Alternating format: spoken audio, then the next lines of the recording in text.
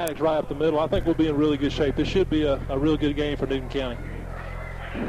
Well, for the Newton Rams and Rockdale Bulldogs, this is matchup lifetime for the two schools. Matchup number 33, and the Rams are lifetime 17-11-4 against the Rockdale Bulldogs. They were 1-1 against the old Conyers High School, 17-11-4.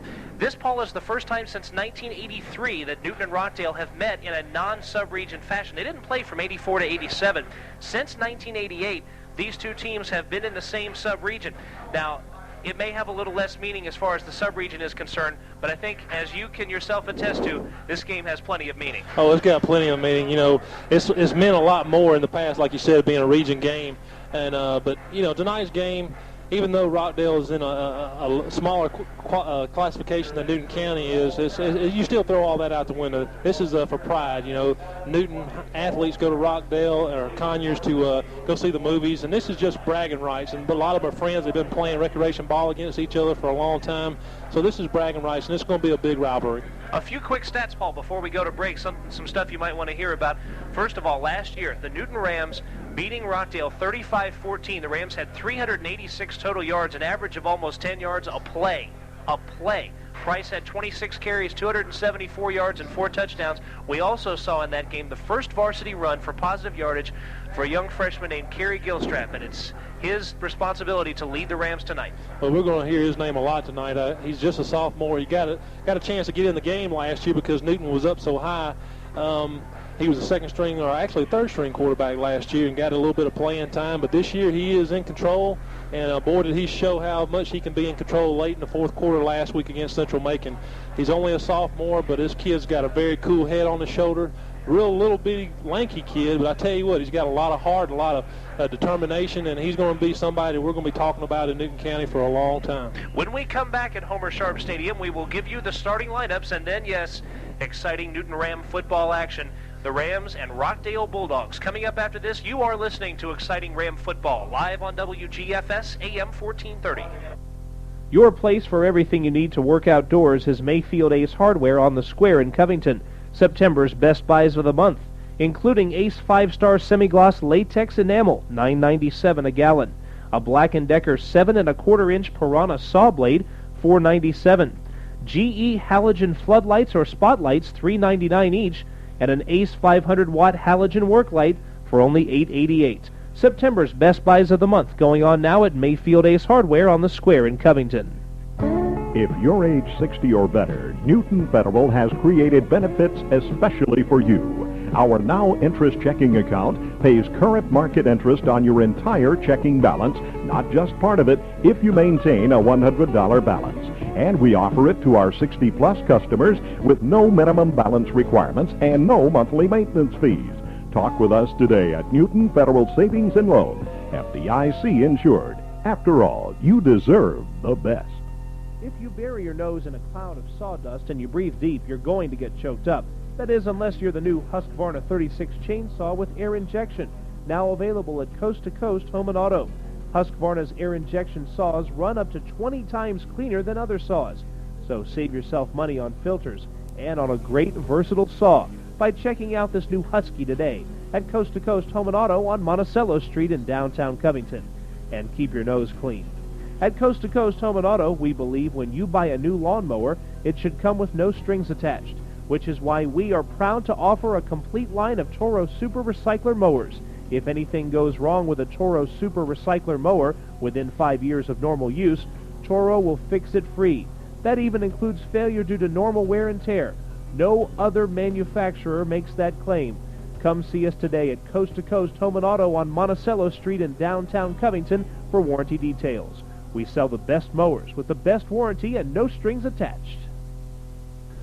Covington Ford, a proud sponsor of Ram and Eagle football on WGFS, is your hometown Ford dealer. They're breaking the mileage barrier on auto leases. Covington Ford will customize a lease to fit your needs. Covington Ford realizes the importance of customer satisfaction for the duration of your lease. Their sales staff is eager to earn your business just as they've done since 1941. For the information on the smart choice, call Amy at Covington Ford on Highway 278, the only name you need to know for auto leasing. Hardy's Floor Covering at 2227 Emory Street in Covington can get you just about any floor covering you need, and more than likely, they have it in stock already. If they don't have it in stock, Bill Hardy will get it for you pronto. Famous names such as Salem and Philadelphia, and vinyls by Armstrong and Congolium. Hardy's Floor Covering will be glad to come out and measure the area and give you a free estimate. They'll even provide financing if needed. By all means, check Hardy's prices before you buy. Call them today, 786-9245. At Courtesy Ford in Conyers, we always maintain the finest selection of new Ford cars and trucks in addition to pre-owned vehicles.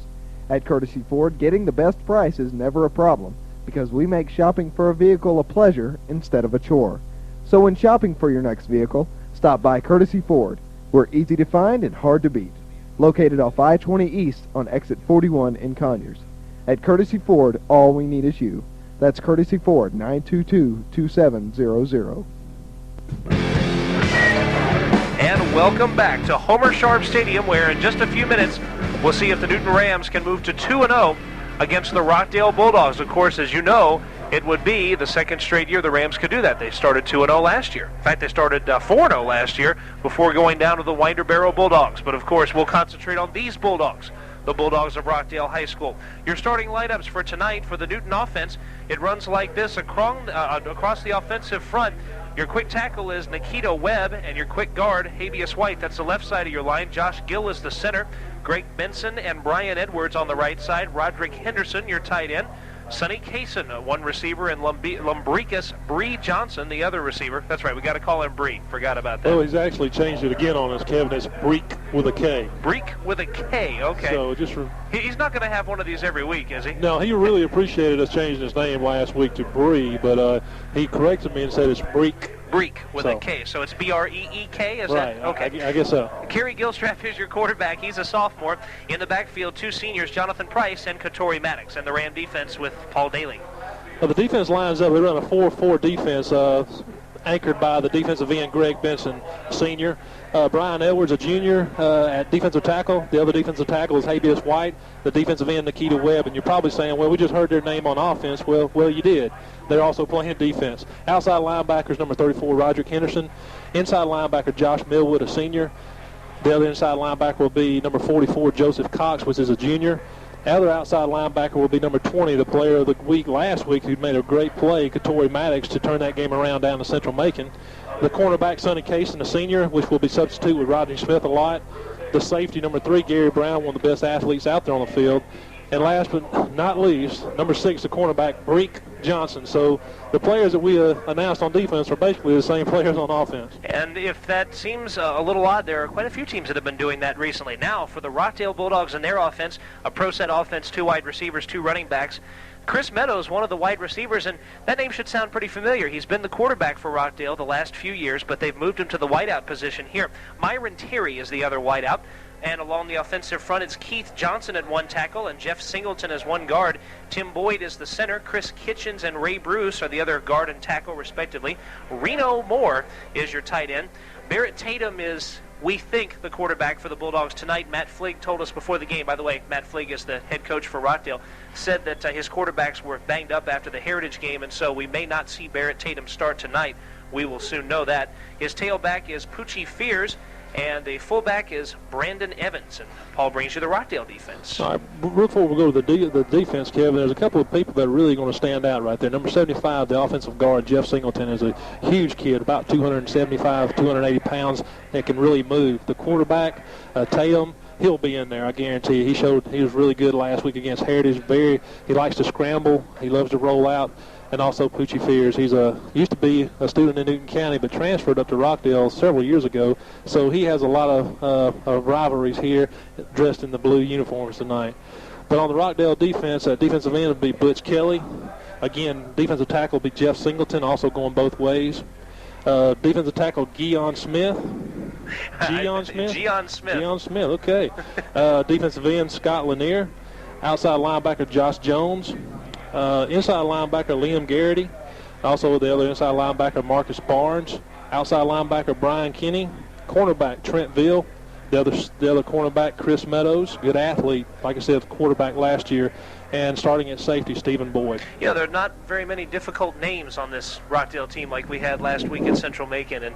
And I had a chance, by the way, with the Eastside Eagles and the Riverwood Raiders, I had a chance to see Riverwood starting lineup. Be happy we're here and not at Riverwood, because those were some of the most difficult to pronounce names I've seen in a while. Yeah, Bill Dolan and I'll have a real good time doing those those calls tonight up there with Coach Bice, and it's Tim Bice. I always call him Coach because he was one of my coaches back in my earlier years of football. But the Newton County captains are out on the field, and for the Newton Rams, the captains will be Gary Brown, also Katori Maddox, Jonathan Price, and number 53, a senior, Kevin Gooch, will be out there for him too. One key for the Rams in this game, Paul, will be the offense. If the Rams can score and score early and often against Rockdale, they can pick up the win. History will be on their side if they can do this. An interesting stat to give you, when the Rams score more than 14 points against Rockdale, they have only lost once in the entire history of the rivalry. If they score more than 21 points, they've never lost. So for the Rams, if they can put at least 3 touchdowns on the board, they've at least got the past on their side. Well, when you have a heated rivalry like this, Kevin, you always want to get on the board first and put pressure on the other people, especially if you're at home. You want to get on the board quick, and Newton's got the offense to do it. Jonathan Price was held to only 30 or 40 yards last week, and I just don't see that happening tonight. He's too good of an athlete. He's playing on his home field. He's a senior. I think big things will be coming from number 2 tonight. And, of course, Jonathan Price was huge with the 274 yards against the Rockdale Bulldogs last year. The Rams looking to pick up that victory, and did it 35-14.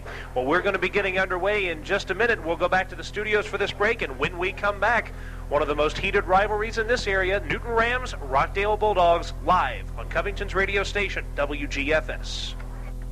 Whether you have a home garden, a flower garden, or a farm, the Farm and Garden Depot in Covington is your best friend. The Farm and Garden Depot carries everything you need from hay, fertilizer, garden seed, lawn seed, potting soil, pet supplies, fence supplies, bird seed, pine straw, and wheat straw. It's all there. And of course, the expert advice is free. See your friends at the Farm and Garden Depot on Emory Street in Covington, just behind the Burger King. Remember, Kevin Mitchum and the friendly staff are there to help you with any gardening problem. That's the Farm and Garden Depot. When it comes to your eyes, Jean's Hourglass in Newton Plaza is the only name you need to know. They have more than 2,000 frames in stock. Designer frames, budget frames, children's frames. And best of all, Jean's Hourglass will examine your eyes and make your lenses on the premises in just about an hour. If it's contact lenses you need, Jean's Hourglass is the only name you need to know. Soft lenses, tinted lenses, extended wear lenses, and disposable lenses. One-day service in most cases on contacts. Jean's Hourglass in Newton Plaza, 784-0553. And we are back from Homer Sharp Stadium. The Newton Rams have won the toss, Paul, so perhaps a good start to a good night here at Homer Sharp Stadium. The Rams will go for their record 5th straight win against the Rockdale Bulldogs. They've never won that many in the entire matchup against Rockdale, but they'll have the chance right here. Yeah, this is going to be a great night. You look out there on the field, Kevin, it's a great night for football. You're talking about 70, maybe 74, 75 degrees. You couldn't ask for a better September night to play high school football. And the Rams have the last 3 years on their side. In the last 3 years, of course, the Rams picking up wins each game. They have dominated. They have scored an average of 34 points a game, and they've allowed just over 13 points a game. So it's been really good for the Rams the last few years, and they're hoping to keep that up. By the way, talking about Newton County students who went to Rockdale, the Rams picked up the 1992 game as a forfeit win because of a Newton transfer who was playing for Rockdale and not legal. If I remember correctly, did Rockdale win that game? They did. They did win the game, then lost it on the forfeit. That's right. Towards the end of the year. That's correct. That helped the Rams out quite a bit. That season, in which they picked up the forfeit win, 92, they were 5-4-1. And so the forfeit gave them the winning season, basically, or helped them to attain the winning season, gave them extra momentum. They found out just before the last couple of games and turned it on strong against Berkmar and South Gwinnett to salvage the above 500 season. You don't like to win them that way either. You like to go out there and just whip them. And of course, you take a win whenever you can. Back deep to catch the receive for Newton County will be Jonathan Price, and also the ball goes to Gary Brown. Brown takes it at the 10-yard line, and he is hit hard at the 19 and brought down all the way back at the 17-yard line. That's a 50-yard kick from Lim Garrity. I've got that wrong there. Luke Manger, the kicker, kicking that one 50 yards, and Gary Brown with a 9-yard return, and he got hit hard there. Yeah, he sure did. They tried a little center return there, but Gary looked like he got there a little late, and Rockdale did a good job of covering the ball and kind of caused a little bit of confusion. The wedge didn't really set up real well, so it's going to put Newton County in pretty poor field position on their own 19-yard line. And first down to start the first home drive of 1996. Can it be a successful one? They pitch to Price, right side. Price back to Gilstrap. We're looking for the flea flicker. Going deep for Breek Johnson, and he tipped it, and it's out of his hands. What a play from Kerry Gilstrap, launching that ball downfield. You think the young sophomore can't throw? You should have seen that last pass. Yeah, we worked on that play all week, and I didn't think Coach Brassfield was going to pull it out the first play of the game, but he did. Just a quick pitch to Jonathan Price, and Jonathan Price throws it right back to Kerry Gilstrap, and Kerry Gilstrap tries to hit Bree Johnson deep, and Rockdale's safety, Stephen Boyd, did a great job of recognizing that, and he wasn't fooled at all on the play. I tell you, Gilstrap got some good pass blocking there, too. I don't know if they were fooled by the pitch, but Gilstrap had a lot of time to throw that ball. Here on second down, they go to the left side and absolutely nothing. They shut it down on the left side. They went to Maddox, and Maddox probably has a gain of a yard, and if he gets a good spot, maybe 2. Good job there by the Rockdale defense. Also, Liam Garrity did a good job of stepping up from his inside linebacker position. Newton just tried to veer left and gave it to the fullback, and it just didn't do anything up the middle. Picked up maybe about 1 yard, but Torrey Maddox was stopped pretty short of the first down, so it's going to be about 3rd and 9 to go. Speaking of history, the Rams have this on their side. 21 teams have won their first game, and 15 of those ended up over 500 for the year, so Rams have that on their side as well. Gilstrap thought about passing. Now he's found a hole, and he's going to keep it himself. Gets around the corner. He's at the 25. There's a penalty flag. He's out of bounds at the 32. Coach Dailey, where's that flag? It's a flag called by the lines judge, and he's going to call a illegal block against Newton Rams. It's going to bring that play back, and I think he was looking at Bree Johnson, and Bree really didn't do anything wrong. They just kind of a bad call, was in the wrong place at the wrong time, similar to the call that we saw last week at Central Macon against Sonny Kaysen. We reviewed the film and looked over and over, and we've yet to see a face mask, but this is going to bring up another 3rd down and long situation. I'm sure Rockdale's going to accept the penalty. From this spot of the penalty, which is the 27-yard line, that gives Gilstrap 6 yards on the carry. But, of course, that will be wiped out and much more because of the penalty. The official spotting the ball, and we will see where he's going to spot it at the 13.5-yard line, so it's half the distance to the goal line from the 27. Right. It was not an illegal block. They called a clip on Breek Johnson, but he never hit anybody in the back. It's just kind of a wrong place at the wrong time, kind of a penalty. Same thing we saw last week. So Gilstrap and his troops will try it again, but now from the 13-yard line. They've got 16.5 yards to go for the first down. 10:58 left in the first quarter. No score. We're in Covington, Georgia, Homer Sharp Stadium. They go to Price. Delayed block. He got it. He's trying to cut back upfield, but they've got him stuffed at the 15. And the Rams will be having to punt here with 4th and 14. Jonathan Price looked hard for a hole, but they closed it. Yeah, Newton tried to run a little counter veer there. Just the hole was there just for a few minutes, and Roger Henderson was unable to keep his block. And a couple of the players from Rockdale, number 89 for the Rockdale Bulldogs, I'm trying to look for him. Don't see him. Butch Kelly was able to make the tackle there at a big kid. So Newton County is going to be forced to punt it away from their own 15-yard line. Sonny Kaysen back deep. Kaysen at his 2-yard line and gets off an odd kind of dribbling kick that's taken at the 48-yard line by Meadows. Runs into his own man. Now at the 40, he's past the Rams at the 30, and I think he went out of bounds. Might have had a touchdown, but went out of bounds at the 38-yard line.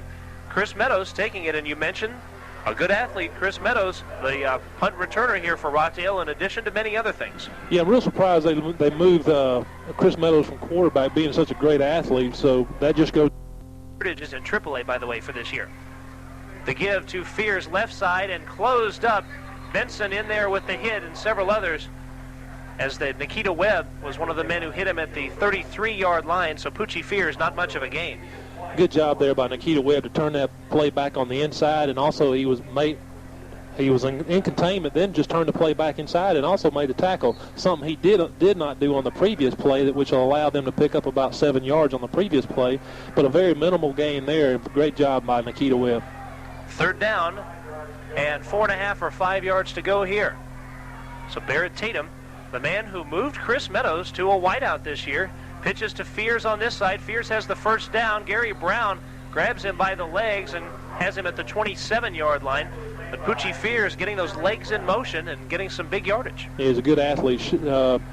Kind of was held back last week against Heritage. I think he got hurt early in the game with some cramps, but was able to pick up a very important first down there for the Rockdale Bulldogs, and it's going to give them a 1st and 10 on the Newton County 47-yard line.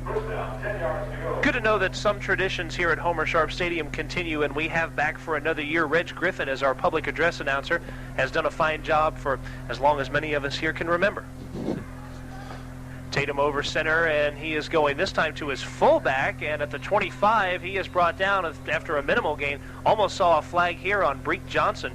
Breek was after Myron Terry, and I'm surprised we didn't see much there. Yeah, it looks like Breek got tied up with the block and play. Actually, the referee could have called a penalty on each one of them. Breek was kind of hitting him in the head, and the other guy was clipping him, so good no call by the referee. But on that play, Josh Millwood stepped in from his inside linebacker spot and made a tackle, even though Rockdale picked up 4 yards. And the Rams defense have got to kind of suck it up here and not allow 4 yards on every first down. Now a 3 wideout set with Fears as the lone back, and they pitch to him on that side. Here's a flag. Fears brought down at the 24. Gary Brown was in on that hit, so was Millwood, but we see a flag. Yeah, it's going to be a holding call against number 3, Brandon Evans from the Rockdale Bulldogs. He was trying to kind of hook block Roderick Henderson playing the outside linebacker position, but Brandon had a tough time trying to block Brandon, and kind of just grabbed his back and grabbed his jersey, and the referee was there to spot it. So it's going to be a holding penalty against the Rockdale Bulldogs. So it'll move them back, and they would have had here probably a 3rd down and say 6 or 7. Now they gain a down out of this. They'll be at 2nd down, but they'll have a lot of territory to cover. And by the way, we haven't seen the Rockdale Bulldogs pass yet, and it's interesting to note, Paul, that in the last 2 years, Rockdale has completed 1 pass against the Newton Rams. So it's running or nothing for the Bulldogs. Well, you can look at that both ways. The superior defensive backs for the Newton Rams are just a poor offensive passer for the Rockdale Bulldogs, and it may be a combination of both. I mean, we've had some great athletes in our secondary, but I think Rockdale's had a really tough time of getting a passing quarterback. They've always had a scrambling quarterback and a good veer quarterback, but never really a good passer. Now the job belongs to Tatum this year. We'll see what he does. 3rd down, fakes one give, now has the other one, and Fears at the 33-yard line is tripped up and brought down. That'll bring up 3rd down. Good job there by Habeas White and also Greg Benson. Habeas is anchoring that inside tackle position, and Greg Benson is on the outside end position, and both of them were not faked there by the counter by Rockdale and was able to stay home and pick up. They eliminated them from picking up a big gain. It's going to bring up 3rd and about 15 yards to go. Rockdale's 3-0 win came on a field goal by Luke Monge. I've been pronouncing that, working on that all day today. He beat Heritage in the last play of the first half with that field goal. Well, good thing you said it, because I would have said man it. Scrambling toward this sideline is Tatum, looking for a man. It's up and tipped and caught at the 30-yard line by a lineman. Caught by Ray Bruce. Ray Bruce, the right tackle for Rockdale, caught the ball at the 30. The ball was thrown up in the air, and one of the Rams deflected the ball and knocked it up about 20 feet in the air, where big Ray Bruce gets probably his only reception of his career.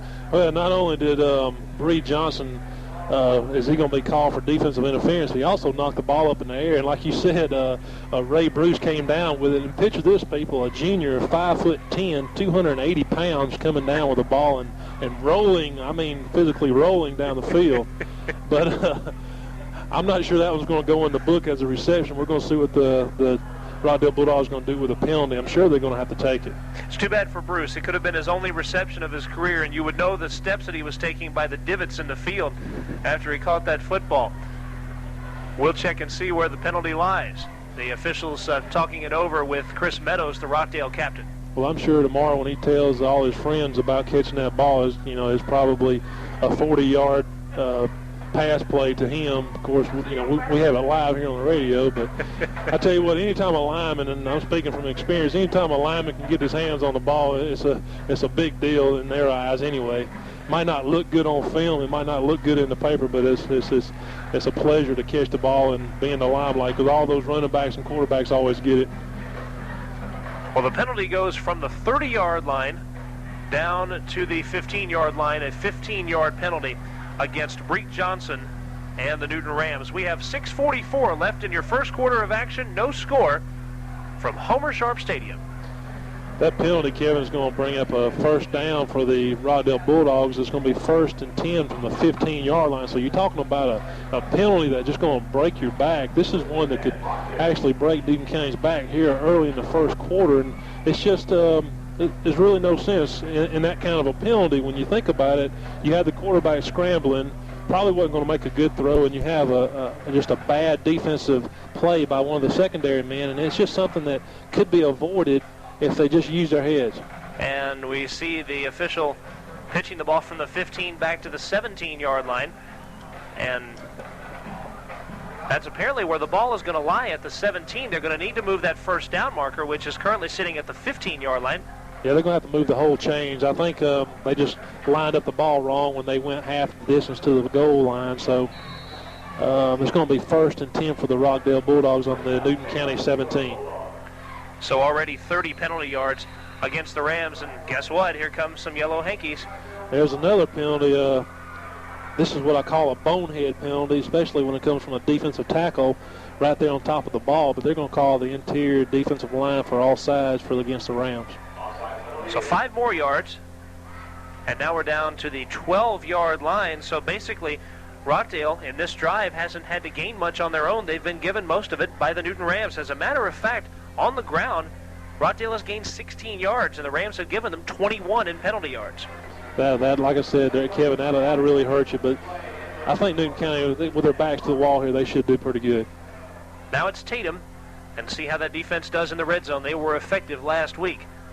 They go left side with Brandon Evans, and Evans stopped by a slew of Ram defenders. A lion's den, virtually, of Ram defenders on top of him immediately. Good job there by Greg Benson to squeeze that play down, not allow any of the fullbacks from Rockdale to get outside.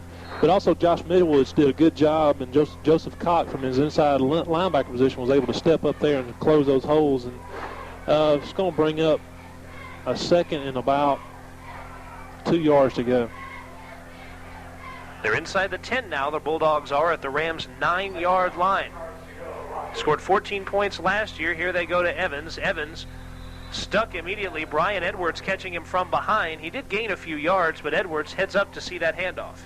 Yeah, good job there by Brian Edwards to squeeze that play down just like Greg did earlier. But Brian's doing it from the tackle position. Also, Joseph Cox was able to step up there and make a hit. But it's going to be real close, and I think the officials are going to take a look at it.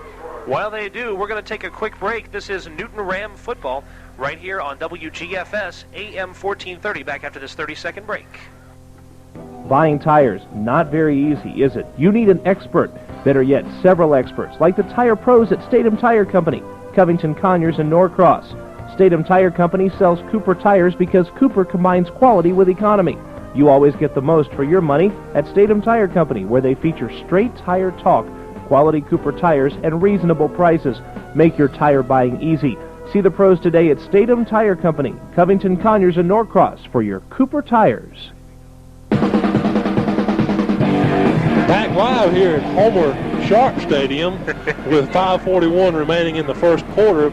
The 0-0 score against the Newton High Rockdale Bulldogs. Back with your play-by-play, Kevin Holden. All right, Paul Dailey, thank you very much. Yes, there is no G in Homer Sharp, at least to the best of our knowledge. 3rd down and less than a yard to go, and they scramble for the first down, just trying to push forward for it. And Rockdale players motioning they have it. We'll check it out.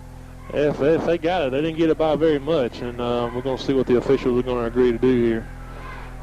They measured once, and it was short, so we were 3rd down and inches to go. And a timeout has been called by the officials as they'll measure. We'll keep it here this time.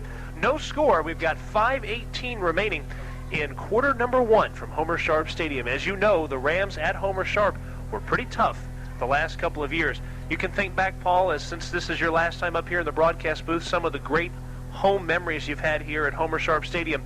One in particular I want to point out, 1994, the ranked Brookwood Broncos came in here, and they looked more like ranked than ranked as the Rams beat them 17-3. And I can remember someone I know very well screaming, "Crank the bus," about halfway through the third quarter. Yeah, they cranked the bus, and I think Mark Townsend cranked the bus earlier. He was the player of the year for the Atlanta Journal-Constitution for the Brookwood Broncos that year, and he came down here. And I guarantee you, every time he travels through Covington the rest of his lifetime, he's going to try to avoid this as much as possible, because he didn't do very good here that night. I saw Danny Cisco tonight, and I was thinking of that play where he absolutely stood Townsend up on, I think it was a kickoff return. Well, the measurement is short, so we're at 4th and inches. Barrett Tatum and the Bulldogs, 4th and inches. They knocked him back. Not a first down. The Rams will get the ball back. You can hear the celebration. The Ram defensive front knocked Barrett Tatum immediately after he touched that football. I tell you what, that's a big play by Nikita Webb to get in there and penetrate. And we tell them every week, if you explode into the lineman and penetrate, you're going to cause a lot of confusion back there. And I tell you what, he's one of the most coachable people I've ever met in my life. Nikita Webb, I can't say too much about him. He's a Georgia coach, and he's just a junior, and he's going to go somewhere very big. He's a good kid, and I look forward to coaching him the rest of the season. Well, the offense had some problems to start out, and now from their own 8-yard line, they'll get a test here. Gilstrap found one good block and goes out past the 10 to the 12-yard line. He is tackled there by Josh Jones, linebacker for the Rockdale Bulldogs. Good job there. Good read by Kerry Gilstrap. Probably should have pitched the ball a little bit earlier, but Kerry is like just a sophomore, and he needs a little bit more time to run that veer. But I tell you what, he's really good at it. He's got a lot of athletic ability. Is able to get on the corner, and a lot of people don't really realize how quick he really is, and he can run. And if he gets in the secondary, he can run away from some people. So it's going to be second and about 6 yards to go for the Rams. And again, if they can drive the 92 yards, they will do a lot for their offensive confidence. And that will be very important given the games they have coming up. They head for Maddox here on 2nd down, and Rockdale stuffs him on Newton's left side. They were trying to go over Nikita Webb and Habeas White, but Rockdale was there. As soon as I say a good read by Kerry Gilstrap, he does a bad read on the other side. He gave to Katori Maddox, and it was stuffed right there at the line of scrimmage, but Kerry decided to give it to him anyway, and only brought up a couple of yards. It's going to bring up about 3rd and 5 yards to go, so the Rams, look for Rams to do something like a counter here or maybe a sweep. Talk about tough games. Next week, Death Valley, Clark Central High School in Athens. We'll be bringing you live play-by-play from there of the Rams and the Gladiators. They fake to Maddox. Gilstrap rolling out with pressure. Hits Henderson at the 30-yard line. Roderick Henderson, the tight end, open at the 32-yard line, made the reception. Nice read from Kerry Gilstrap. I tell you what, that was a great play there by Kerry Gilstrap. Good play fake that kind of froze the defensive linebackers. And Roderick Henderson was out behind the linebackers, wide open, nobody there, and he had to call AT&T to get Kerry to look at him and waving his hands and everything. And Kerry finally saw him and was able to throw a strike in there to pick up a big first down. So the Rams dial 8 for long distance, and they connect. 1st and 10 from their own 35, and now with a little more breathing room, they can open up the offense a little bit here. Gilstrap going right side, pitch to Price, cuts back inside, gets a good block past the 40 to the 42 and tripped there. And Price saw a big hole there, which if it not had closed up at the last second, we might have seen 6 points there. That's where Jonathan Price is so dangerous, Kevin. When he gets on the corner, then turns it back inside, he can just put a move on, especially the linebackers, because the linebackers their responsibility is to pursue. And whenever you put a little back like Jonathan Price with the moves that he has on a linebacker, you know who's going to win that battle. Jonathan Price is going to win it. Now with the standard 2-back, 2-receiver set, pro set formation, they pitched to Price, this time going around the corner, 45, and tripped at the 45 by Lim Garrity, another one of the inside linebackers here for the Bulldogs. Yeah, it looked like Jonathan misread his block there. Brian Edwards was out there, throwed a great block on the outside linebacker, and Jonathan chose to go on the inside, and that's when the linebacker, Liam Garrity, kind of brought him down, but it still brought up a first down. It's going to be 1st and 10 for the Rams on their own 45. Their second first down here, and as you know, last week the Rams offense right off the bat had trouble. In fact, in the first quarter, Paul, they didn't have a single first down. Same in the third quarter. They ended up with 6 first downs to Central Macon's 15, but the scoreboard was what counts there.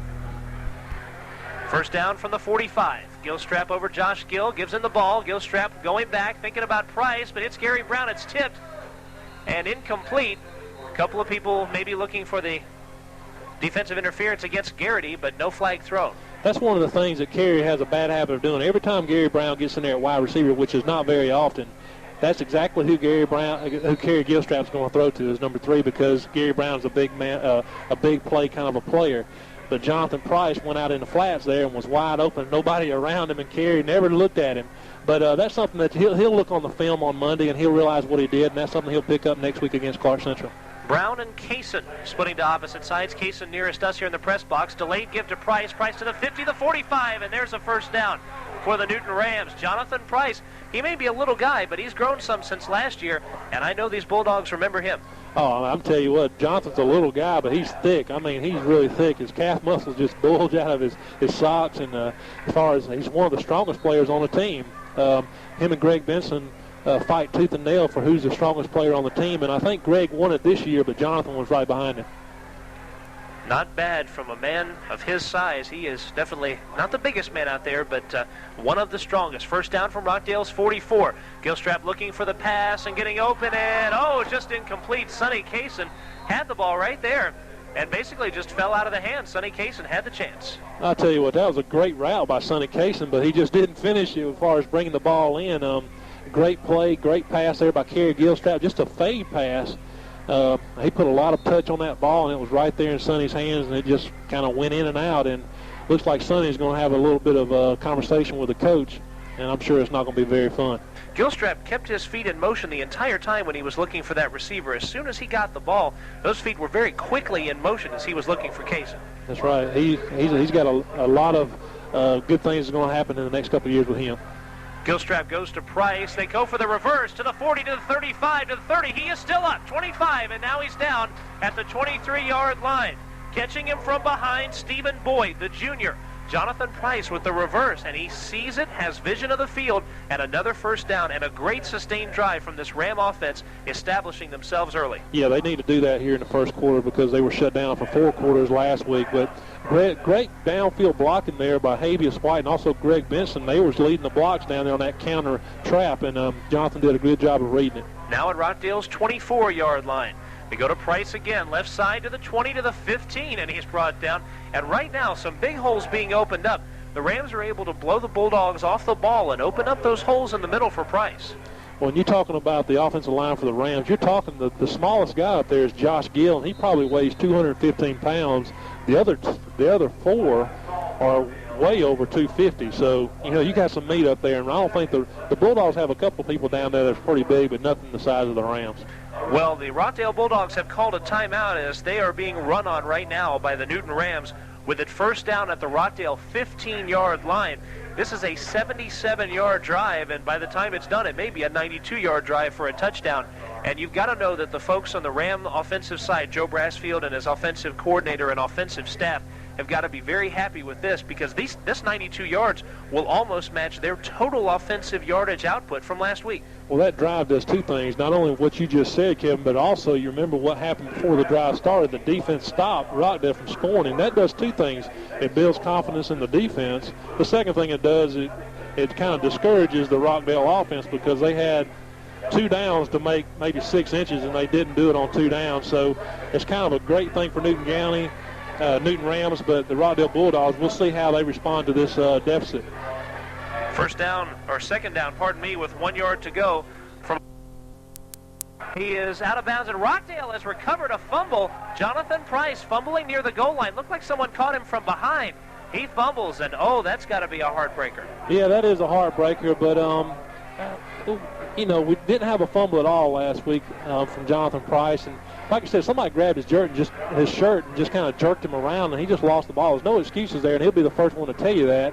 But even though the Rams didn't score, the offense knows that they have what it takes to run on these Bulldogs, and it just brings the defense back on the field, and it's kind of heartbreaking, but you can survive it.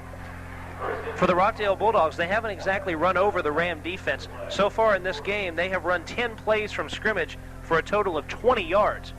They go and immediately hit in the backfield is Fears. Poochie Fears get stuffed as soon as he touched the ball, and just like the offensive front breaking through, the defensive front immediately breaking through. Habeas White said, welcome to Newton County there to Poochie Fears. Of course, Poochie is from Newton County several years back, but I think Habeas said that he knew Poochie, and maybe he just kind of greeted him there. Probably not the friendliest greet in the world, but hit him behind the line of scrimmage and probably could have drove him back to about the 1 yard line. But one of the things Habeas has got to work on is locking his hands. He delivers a great blow, but always forgets to lock his hands. This Ram defense always makes statements early in the game that they will not be intimidated, and hits like that in the first quarter will make a team remember that for the rest of the game.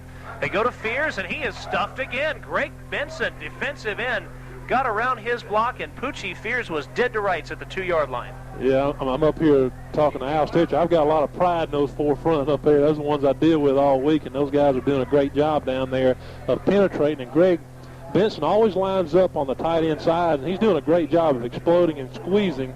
And he was actually on the back side of that play and was able to use his quickness to get down the line and almost got him there for a safety. So that's going to bring the end to the first quarter. Still a scoreless first quarter. So with the ball at the 1 yard line, Paul, we have to go from the 1 yard line on our right side all the way over to the one on our left side. So safe to say we can take a nice break here. We'll be back with more Newton Ram football action here on WGFS AM 1430. We are scoreless. The biggest and best just got bigger and better. That's right, Ludi Sports is now bigger and better than ever since moving to their new location at 2204 Elm Street. That's right behind Crystal's. Ludi Sports is a proud sponsor of both Newton and Eastside High Schools, so stop by for all your Ram and Eagle items. For all your sporting goods needs, it's Ludi Sports at 2204 Elm Street, or call them at 787-3014. That's 787-3014.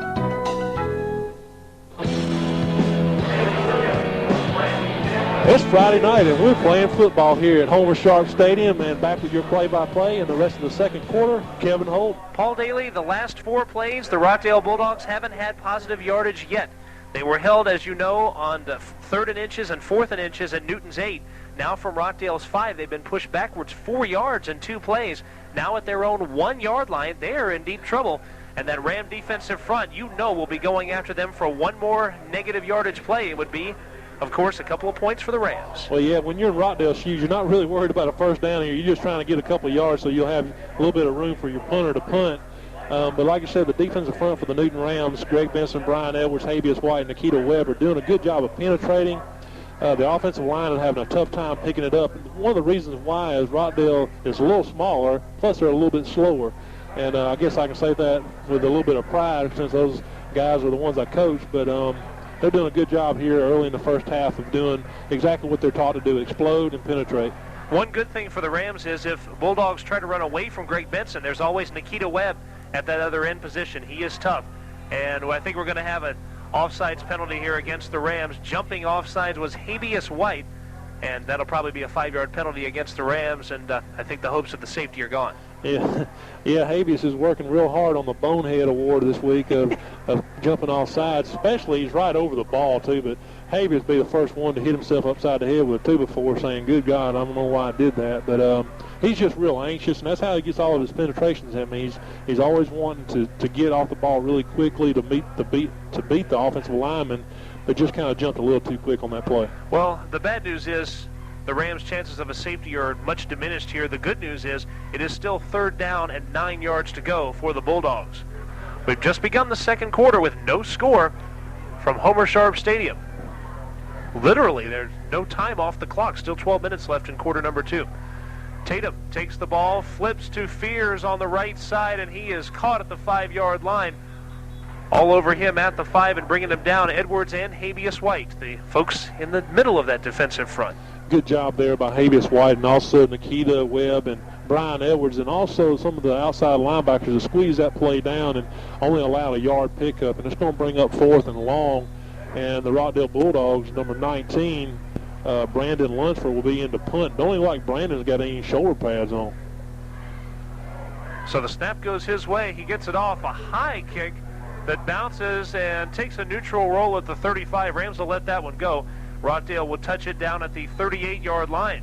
So much better field position this time around. The Rams started their first 2 drives, one at their own 19, They made it, of course, were pushed back because of the penalties to their own 15, had to punt there. Next drive start at their own 8 and go 77 yards to the 15-yard line before Price fumbles. Now a much better field position in Rockdale territory. And he'll remember that too, and he'll probably have a death grip on the ball right now, maybe even pop the ball and get all the air out of it because he's not going to let go anymore. But it puts Newton in a real good field position there on the Rockdale 38-yard line. Gilstrap first down and 10, goes left side to Price. Price finds some open field. He's at the 35, at the 30, and down at the 27-yard line. And the Rockdale defensive, the front and the linebackers are being blown off right now, and it's the secondary making those tackles. That's a really good play that Coach Brasfield is running there. All it is a quick pitch to Jonathan Price, and it's pulling the guard, Brian Edwards or Habeas White, whichever side they go to. That particular play was Brian Edwards pulled out there and kicked out the outside linebacker. Great block by him. It allowed Jonathan Price to spring for a first down. It's going to bring up a 1st and 10 on the Rockdale 27-yard line. Price already has 73 yards, gets it again, has open field at the 20, and tackled at the 18-yard line. Same situation. A big hole opens up, and Price may move over 80 yards already with that play. As you know, he racked it up last year, averaging 11 yards a carry against Rockdale. Well, yeah, you're right. As I said earlier in tonight's broadcast, as I said, that Jonathan is probably going to have a big night, and of course, he started out really good, except for the fumble down there deep in the Rockdale's territory in the first quarter. But he's running real quick. He's hitting the holes quickly, a lot more quickly than he did last week against Central Macon. They go to Maddox here on second down, and I think he fumbled the football. He did at the 16-yard line. We'll see who's got the football. The officials in there. Wouldn't this be bad if yet again the Rams would lose the football? And the motion is the Rams have retained possession, so that's a good sign at least. But Katori Maddox fumbling the football, and that's the second time inside the red zone where the Rams have fumbled. Good job there by Brian Edwards to get on the ball there. Katori just hit a quick dive to the left side and was stuck there by Liam Garrity, and the ball popped loose, but Brian Edwards was there to jump on the ball, so it's going to retain possession for the Rams, and it's going to be real close, and the officials are going to measure. They're going to measure this thing. Jonathan Price, Paul, already with 81 yards rushing early here in the second quarter. And we'll catch the measurement here. It's the total opposite of what we saw last week, Kevin, is Katori was picking up all the yards last week, and Rockdale shut that down, and now Jonathan's picking up all the yards. In fact, Maddox had 43 yards to lead the team last week. Price with only 24 on 17 carries. He did have one 16-yard carry, but with the exception of that, was absolutely shut down by Central Macon. Remember, one difference tonight, a little cooler, so not the cramps, and I know runners like to not have cramps when they're running the ball. You're exactly right. First down from Rockdale's 17-yard line. 10 minutes even, remaining in quarter number 2. Gilstrap looking for the pass. It's up and over the head of Breek Johnson. Breek was cutting across the middle on kind of a slant pattern. He was up about 2 steps and cutting across the line, but overthrown. Just a quick fade route there. Carey just drops back about 3 yards and tries to hit Breek Johnson, fading towards the goal post. It's called a post pattern, but a little bit overthrown there. Carey's got a lot of power behind his arm and just kind of threw that a little bit over Breek's head. Breek Johnson, Gary Brown, both splitting to the left side. We also have Roderick Henderson, the tight end, splitting out to the left side, and Katori Maddox over here. We're going to see some kind of trick play here from the Rams. No, they'll go left side. Price will get the blocking and will hit the 15, hit the 10, the 5, cutting in and out of bounds at the 3-yard line. And he took on Chris Meadows. He was not afraid to go after Meadows, who had him at the 5, ran straight into him and pushed him back about 2 yards. Yeah, you'll never see Jonathan back down or run out of bounds just to avoid a hit. He's going to deliver a blow, and Chris Meadows was there to hit him, but Jonathan kind of drove him back a couple yards, but Chris was able to get him out of bounds. But that formation you saw a little bit different there for the Rams. We put that in this week. It's called trips left or trips right. You put 3 receivers on one side, and that just kind of adds for the blocking out there on a quick sweep to that side. 10 carries, 95 yards already for Jonathan Price.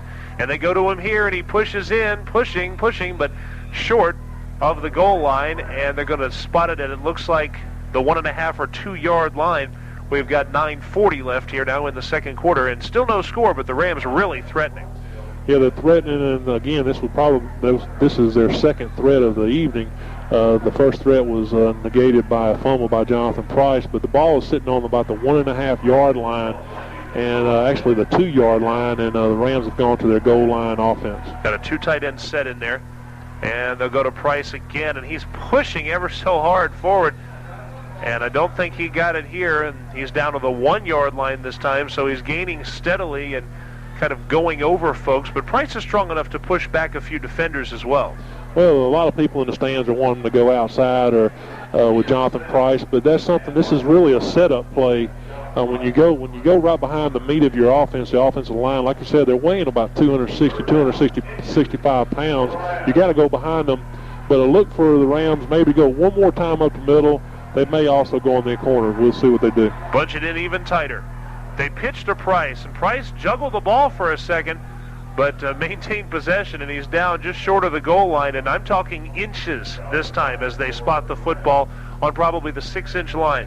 That was a terrible pitch there by Kerry Gilstrap to Jonathan on a quick sweep. It's going to bring up about 4th and maybe 2 inches.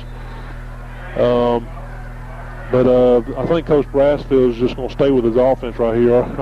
Our field goal kicking is something to be questioned, but look for Kerry to maybe do a quarterback sneak or use Jonathan again straight up the middle behind those big offensive linemen. Got 4th down, the length of the football to go. The Newton Ram fans, you can hear them standing and cheering their team, trying to give them those precious few inches that will lead to 6 points. They go to Price. Price trying to get in, and he's stopped short. Stopped at the 1-yard line. Rockdale's defense celebrating, running toward the sideline in celebration is Lim Garrity. Garrity and the Bulldog defense have stopped the Rams with 1st and goal from the 3. They couldn't put it across. Real surprised Coach Brassfield didn't go back with the same play that they scored on last week against Central Macon there. Rockdale had everybody over the front line of the Newton Rams, and really surprised that they didn't go back to that fade pass that we saw last week against Central Macon, but you can't question it. You got to go behind the meat of your offensive line, and that's exactly what they did, but Rockdale was there for the task, and they stopped the Rams from getting in there, but still they have terrible field position. And now even if the Rams pull out the safety, that's 2 points as opposed to 7 that they could have received from the touchdown. Standing at the goal line is Barrett Tatum, looking for the handoff. He's calling some audibles from the line, and they go, and they'll be out of the end zone by a couple of yards as Brandon Evans, the fullback, barrels forward to about the 4. What he was doing there, Kevin, was trying to draw the defensive line for the Rams offside. He did it. He was very successful on it earlier in the game. Matter of fact, he's done it twice, but the Rams were really disciplined there, didn't jump off sides, and the Bulldogs only picked up about 3 yards, but the linebackers are going to have to do a better job of filling those holes. There's no way that those guys should be picking up 3 or 4 yards straight up the middle. Well, Paul, we mentioned about the Rams and the Bulldogs traditionally being a defensive matchup, how if the Rams could score 22 points tonight, there's never been a game against Rockdale in which they've scored more than 21 and lost, and here we are scoreless. In fact, there was a 4-year period, 1963 to 66, in which Rockdale didn't score in 16 consecutive quarters against the Rams. Here on 2nd down, they go to Fears, and on the left side, reading it is Millwood, and helping him out a couple of his other defenders on that side, bringing down Poochie Fears. Good job there by John Gray. He's in there substituting for Joseph Cox at linebacker. John Gray is a senior. A really tall, lanky kid, but I tell you what, he loves to hit, and that's exactly what he did on that play. And it's going to bring up a 3rd down and a long 5 or 6 yards for the Bulldogs. And it looks like Brian Edwards is having a little bit of an equipment problem, and looks like Josh Gill is coming in to replace him. So Gill, a center, and one of the few Rams who doesn't start both ways, comes in to play defense. Here with a 3rd down and 6 situation, they pitch left side, and with some room and a 1st down is Poochie Fears. Poochie Fears, the Rockdale Bulldogs, spreading the field on the Rams and going left side with that pitch.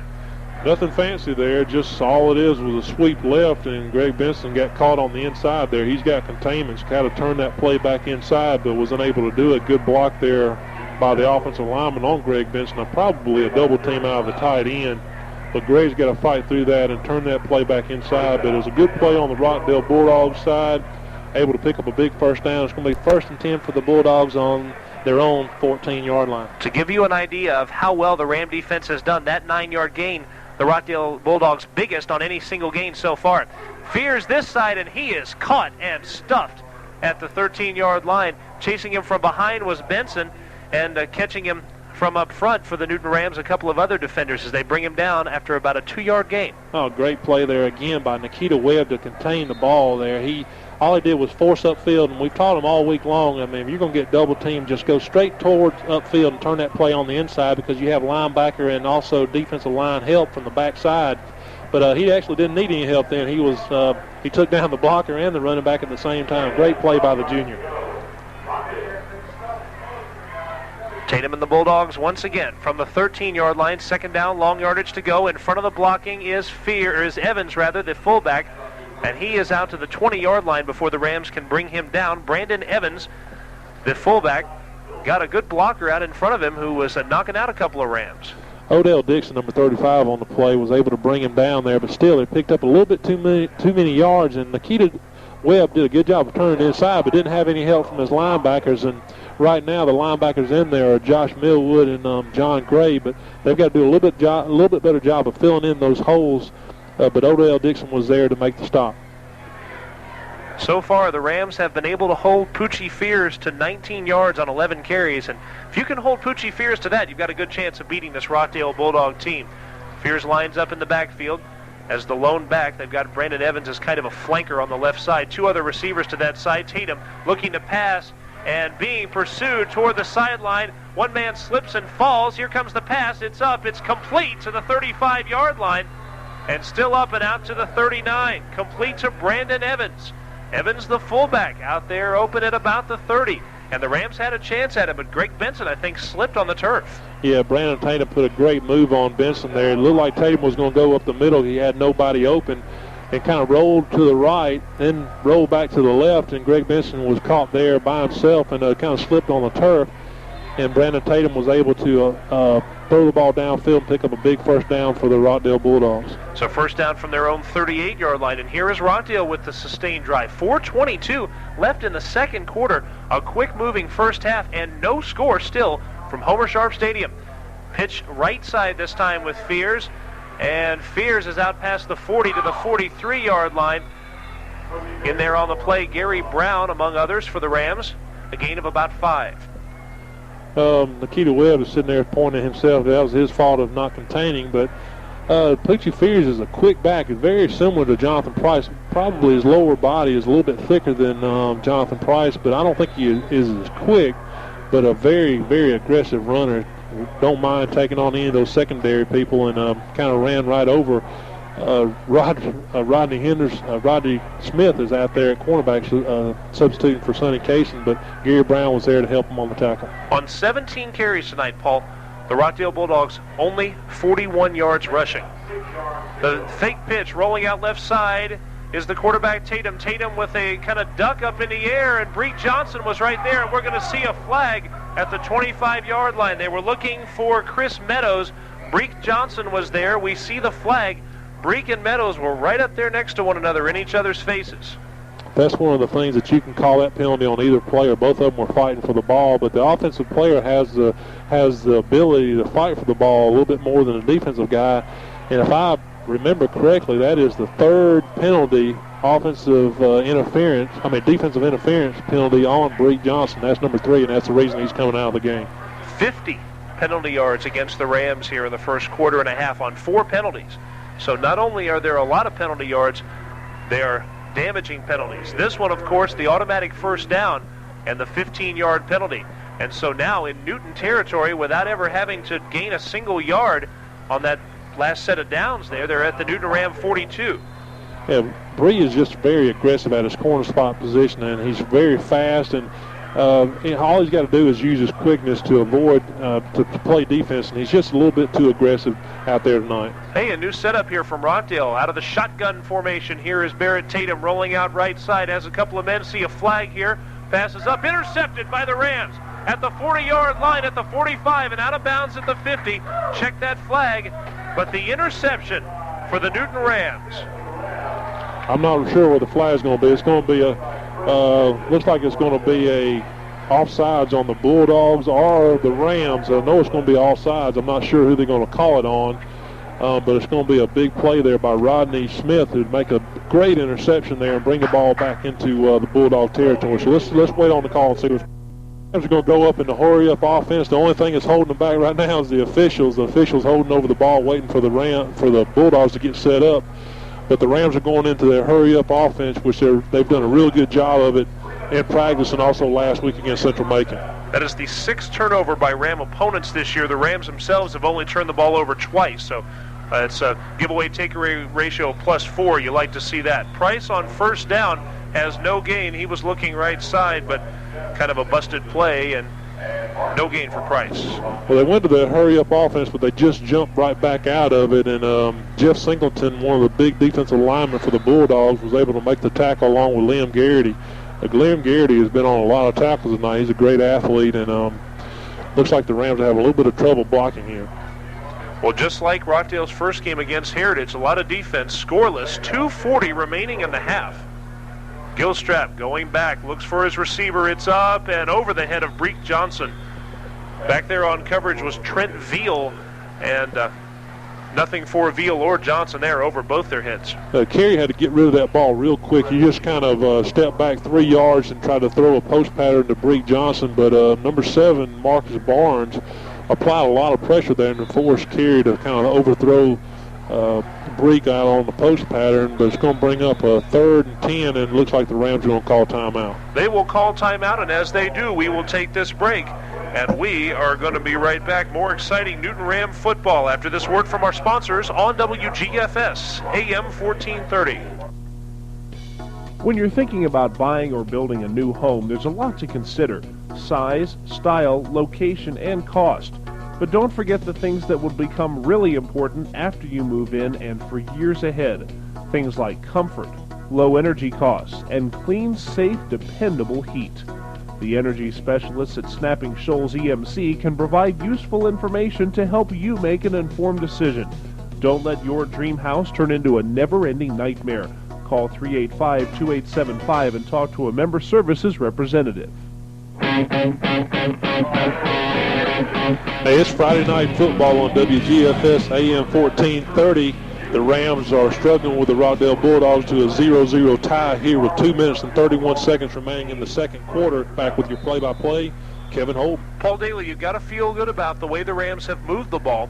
That's not been the problem. It's getting it across that goal line that's been the issue. See if they can here.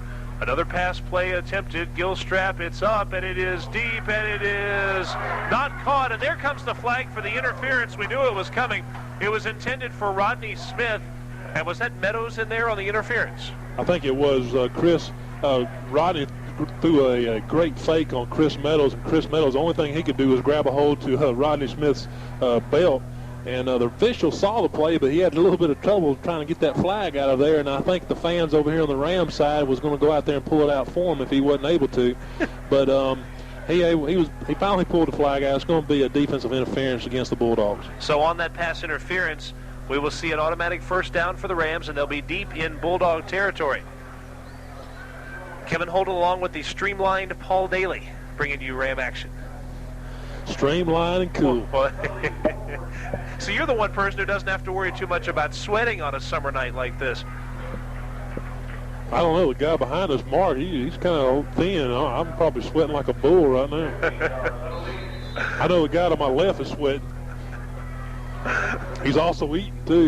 That's Al Stitcher, our spotter. But if you weren't sweating and eating, we would probably be worrying right now. Gilstrap, and the ball is knocked loose. No, it's not. Gilstrap has it at the 30-yard line. I thought I saw it go loose. 20-15 out of bounds at the 15-yard line. The way Gilstrap moved his arms back after that fake, I thought someone had knocked the ball out because it looked like you saw something bounce, but he had managed to hang on to the ball. For a sophomore, Kevin, he's got a lot of good ability to disguise the play. That simply was a quarterback rollout. I mean, that's a quarterback keep the whole way. They worked on it all week. When you have an athlete like Carey, you've got to put him in the offense besides passing and just running the veer and handing it off. They gave the ball to him. Roderick Henderson threw a great block there. I thought he might have been called for holding, but he was applying a good block, kind of sprung carry to get a lot of yardage, and he was smart enough to get out of bounds and stop the clock. 10th first down of the half for them. Jonathan Price looking to cut back upfield. I think he's going to make it back to the original line of scrimmage, which he considers himself lucky, I would guess, to do that, since Lim Garrity had him probably 3 yards back. They were looking for the pitch, but Garrity had broken that one immediately. We're down to 2 minutes left with no score in the first half. Yeah, Liam Garrity had a stunt on there. He ran right over the offensive guard, and nobody picked him up, and was able to penetrate and cause a lot of confusion in the backfield. But his partner, Brian Kennedy, was there to make the stop, and it's going to bring up another second down and 10 to go for the Rams. From Rockdale's 12-yard line, twice previously, the Rams have been this close. Twice previously, they haven't been able to put anything on the board. Gilstrap faked it. He's rolling out left side. He gets hit once, but he eludes it. It's up into traffic. Gary Brown close to the touchdown, in and out of the hands. He was about 8 yards deep in the end zone, but in coverage, and it was a high-thrown ball. Brown's a tall guy, but not quite able to catch it. I tell you what, Gary's a great scrambler. He had somebody right on his back, and he just dodged that shoulder a little bit. And I said last week he's got eyes in the back of his head, and I think we confirmed that right now. He's got eyes in the back of his head, because there's no way he could have saw that guy. But he tried to throw a strike in the end zone, deep in the end zone, to Gary Brown, but kind of overthrew him. And Gary, being the athlete that he is, he got up there and got a hand on it, but was unable to bring it down. So it's going to bring up a 3rd and 10 from the Rams' 13-yard line. So the Rams are going to have to push it in here. Like again, our field goal unit is questionable. We have Joseph Cox kicking, but he hadn't had a whole lot of practice at it. And again, he's a linebacker, not a kicker. So the Rams definitely want to put it in the end zone here. And a penalty against the Rams, I believe a delay of game penalty here. 1:31 left, so Rams will go to 3rd and about 15 yards from Rockdale's 17-yard line. Paul, you talked about throwing strikes. Of course, this spring we'll see Kerry Gilstrap throwing strikes in from right field and probably some from center field too for the Ram baseball team. Yeah, he's a great athlete. Not only are we going to see him in football, like you said, we'll see him in baseball, but we'll also see him on the basketball court. So he's going to be a busy man, and also he's got to keep those grades up, and he's doing a good job of doing that too. So a great athlete that we're going to be calling his name several years to come. Rockdale nearly jumping off sides, and here comes the penalty flag a little bit late. Rockdale on the left side was getting aggressive and jumping almost across that line, and you wondered for a second where you'd see that penalty flag. Well, it's one of those calls, if the defender breaks that plane of the line of scrimmage, is automatic offsides. In the pros, you'll see those guys jump over, and if they don't touch anybody, they'll jump back and everything's okay, but it's not like that in high school. As long as you break that plane, it's going to be automatic offsides, and the Rams got their 5 yards back from that delay of game, and looks like Kerry Gilstrap and Bree Johnson's going to call a timeout here, and Coach Bradfield's on his way to the offensive huddle. This has been a penalty-filled first half here. The Rams with 5 penalties, and they have racked up plenty of penalty yards with it, 55 already in penalty yards. The Bulldogs, though, have done their share from the penalty game, 3 of them for a total of 30 yards, and a couple of those have been in crucial circumstances like the one here. Well, this is a great sight as we look out there on the field, Kevin. We see Joe Brasfield for the Rams, last year's offensive coordinator, coming off the field.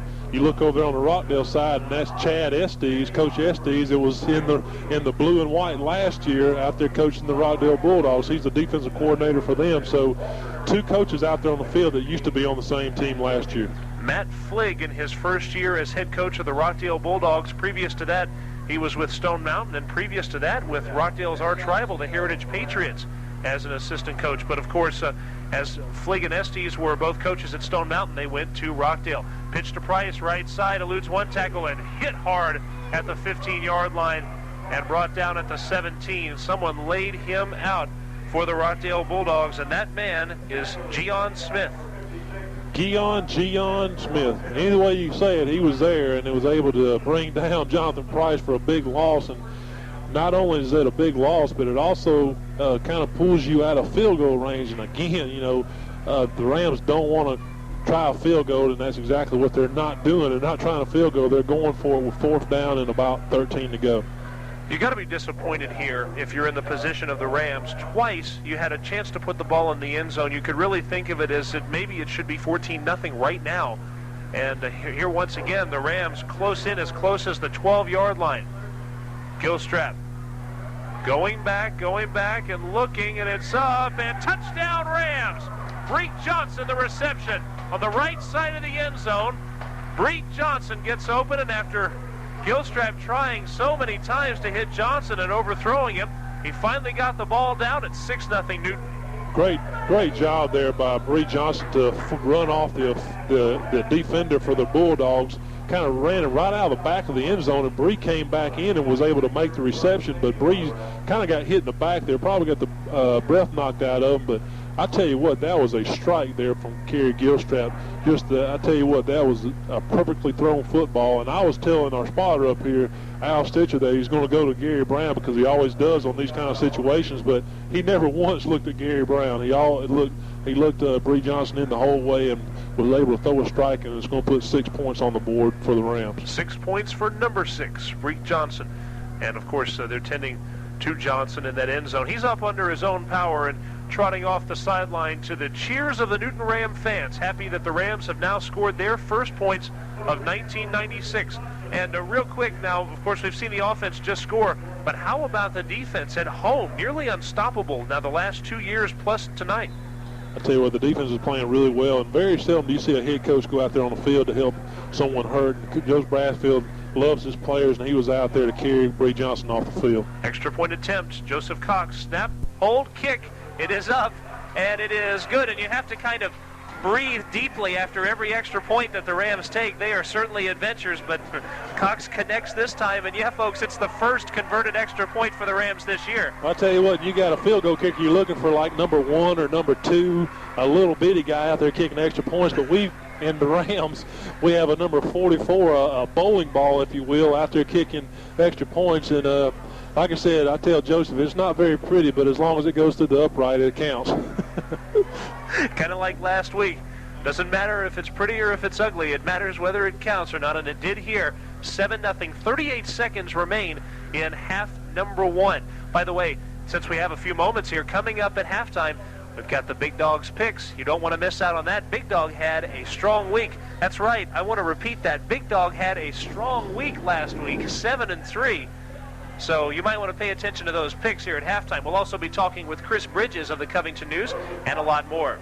And Joseph Cox about to kick off here for the Rams. 38 seconds left. Breek Johnson catching the touchdown pass.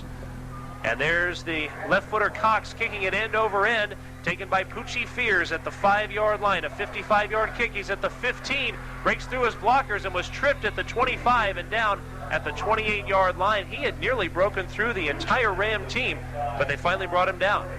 Good job there by John Gray. He's kind of the safety guy along with Gary Brown to make sure nobody gets through the wedge there. And Poochie Fears was able to get through the wedge. Greg Benson and them are the wedge blockers, but Poochie was able to get through them and was able to bring the ball up to about the 27-yard line, but the tackle was made by John Gray. First down, now 30 seconds left on the clock as it is stopped there, and the Rams up by a touchdown, and the defense looking to hold Rockdale here on what will probably be the last drive of the half. Fake pass, Tatum looking this side, now having to cut back upfield. Edwards chasing him at the 15-yard line. The pass, and it's on the ground. Did the Rams recover that at the 15-yard line? Yes, they did. It was a pass from Tatum, and as he went forward, as the arm went forward, the ball came squeezing out at the 15-yard line. And Brian Edwards and the Newton Rams have caused the Bulldogs to fumble. This half isn't over yet, folks. Yeah, I tell you what, good play there. Bad play there by the quarterback, Tatum. He just kind of slung the ball and kind of fumbled it there, but it's going to be a big break for the Rams. It's going to be 14 seconds remaining here in the first half. Coach Brassfield got out there and was able to call a timeout. 4 seconds got off the clock. I don't know how it got off the clock, but it did. It had 18 seconds, but it's going to be 1st and 10 for the Rams on the 15-yard line. So first down from the 15 here. And as you know, Paul Dailey, the last time the Rams touched the ball from Rockdale's 15-yard touchdown pass to Breek Johnson. Now with 14 seconds left, you've got to watch it here. If you're the Newton Rams, you really can't do much with Jonathan Price. You may be able to try it once, but he's got to get out of bounds. And with 14 seconds, look for him to go back to the air, maybe to Gary Brown. Right. The clock says that the Rams have one timeout remaining, but I'm not real sure about that. I don't think they have any left. Like you said, Kevin, I think they'll try one play, try to get out of bounds. I'm looking for a pass play here. The Rams have been real successful with the pass play. tonight and also last week against Central Macon there late in the game. So look for the Kerry Gilstrap to maybe try one, maybe even two passes. Then if that doesn't work, bring out Big Joseph Cox to try a medium-range field goal. What's interesting, Paul, is that Gilstrap's completion rate isn't that great, but when it counts in the crucial situations, his completion rate is through the roof. Twice here in this game, on a 3rd down and 4, early in a drive in the first quarter, completed a 21-yard pass to Henderson, close to his own end zone. And, of course, we know about the 4th down from the 15. Plus, Kerry's had a couple of drop balls, too, so those stats really don't reflect how good he's playing. So it's 1st down from the 15-yard line, and he is being chased by Garrett. He stays up and going to keep it himself. No, he's still up at the 20-yard line. Goes over another tackler and down at the 24-yard line. Kerry Gilstrap, and that's going to end the half. The only bad thing about Gilstrap, rumbling and bumbling and stumbling back and forth and around as it ended the half. But Kerry Gilstrap was looking for some room, if nothing else, but unfortunately not the good result. Yeah, I tell you what, he's a great athlete, and his athletic ability kind of overtook his brain there because he should have got out of bounds so they could try a long field goal. But Kerry was trying to make something happen, avoided probably 7 or 8 tackles, but it just shows you what kind of athlete he is. But the score, Kevin, should be 21-0 the Rams, but it's only 7-0. But the Rams will go in and make some adjustments, and I'm sure Rockdale will too. But it's going to bring the end of the half, and the Rams are up 7-0 against the Rockdale Bulldogs. So for the Rams here, they lead the Rockdale Bulldogs by a touchdown, and one of the big reasons, Jonathan Price, 94 yards rushing in the first half, but he was stopped later on, and we'll get Chris Bridges in here in just a minute to talk to us about the first half and the activity that's been taking place. We're moving kind of quickly here at halftime because of Big Dog's pick, so right away we'll talk, and we'll let Big Dog do his thing here at halftime. We have Chris Bridges in here with us. In addition to Price's 94 yards rushing, you've got Kerry Gilstrap with a couple of key carries, and then, of course, the touchdown passes. Only has completed 2 passes, but for 36 yards and the big score. Chris Bridges from the Covington News is with us. Chris, talk to us about this first half of action. It's one of disappointment in one sense for the Rams because they had so many chances to score, but in another sense, moving the ball on offense almost at will against Rockdale. That's right. For that one drive there, Jonathan Price just looked unstoppable. He just moved the ball all the way down the field. Well, really on a couple drives, he looked impressive. He moved the ball all the way down to about the 10 when they had the fumble, and then when they turned the ball over on downs, he really looked like they couldn't even tackle him there for several plays in a row. You have to say it's a good half overall simply because Newton's ahead 7-0, and regardless of what happened in the first half, if you're on top, that's really all that matters. Somewhat disappointing, though, as you said, that Newton did move the ball a good bit. Price almost had 100 yards rushing in the first half, and Newton also had several penalties, I think, overall. A couple defensive penalties as well as offense, so it was not just on one side of the ball, so I'm sure that's something they're going to try to work on at halftime. And, of course, Jonathan Price, you mentioned, just busting upfield in that one drive. And those 2 sustained drives from Newton, I think, in the future, as the Rams have very tough opponents the next few weeks, going to help them out a lot. One of the drives started at Newton's 8 and technically finished at Rockdale's 5. Jonathan Price rushed from the 15 to the 5 before he fumbled. So if you count it before that play, it's a 77-yard drive. And then you've got the other one that started at Newton's 49-yard line, ended up at Rockdale's 15 before the 15-yard touchdown pass, so 51-yard score. Right. Newton's looked impressive. I've been impressed with Newton's line. When you just look at maybe what happened there, you would think maybe it was just Jonathan Price. But at one point there, I was watching strictly the offensive line. Big Brian Edwards in there blowing people out of there. Greg Benson, Habeas White. Of course, all these guys play on the defensive side of the ball, too. But they really had a standout first half. I know Brian Edwards laid one of the best blocks I've seen in a long time. I think it was in the first quarter. He pushed the guys 10 yards to the outside, and at Price, it was a hole that you or I probably could have run through. And that takes quite a hole for one of us to run through. For me, definitely. And for the Rockdale Bulldogs coming out here in the second half, I have a feeling you'll probably see a little more of the fullback Brandon Evans and the tailback Poochie Fears. Notice this. The Rockdale Bulldogs completed 1 pass here in the first half, an 18-yard pass from their own 20 to their own 38. That makes 2 completed passes in 3 years against the Newton Rams. Well, Rockdale's never really been a team that's going to come in and throw it 30 times a game, I don't think. They like to run it. They like, very similar to Newton. In fact, they like to use the fullback on the draws up the middle and get it to their tailback, try to get them around the outside. They've had some success running the ball, not near the success, though, that Newton has had in the first half. Chris, how about the departure of Paul Dailey, who's sitting in the seat you're sitting in right now, but next week, actually not next week, but in a few weeks, will be on the sideline for the Newton Rams as an assistant coach. He's coaching that defensive front that, of course, is doing the great job, but we're going to miss him up here in the booth.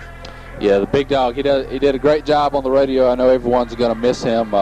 He and I jokingly would disagree on some of his picks, but hey, that's right. It's all in fun, and that's the great thing about football is that you can pick games and just have a good time with it. This is a great time of year. I know for myself, I count down the months to this time of year, and when it's here, it goes by too fast.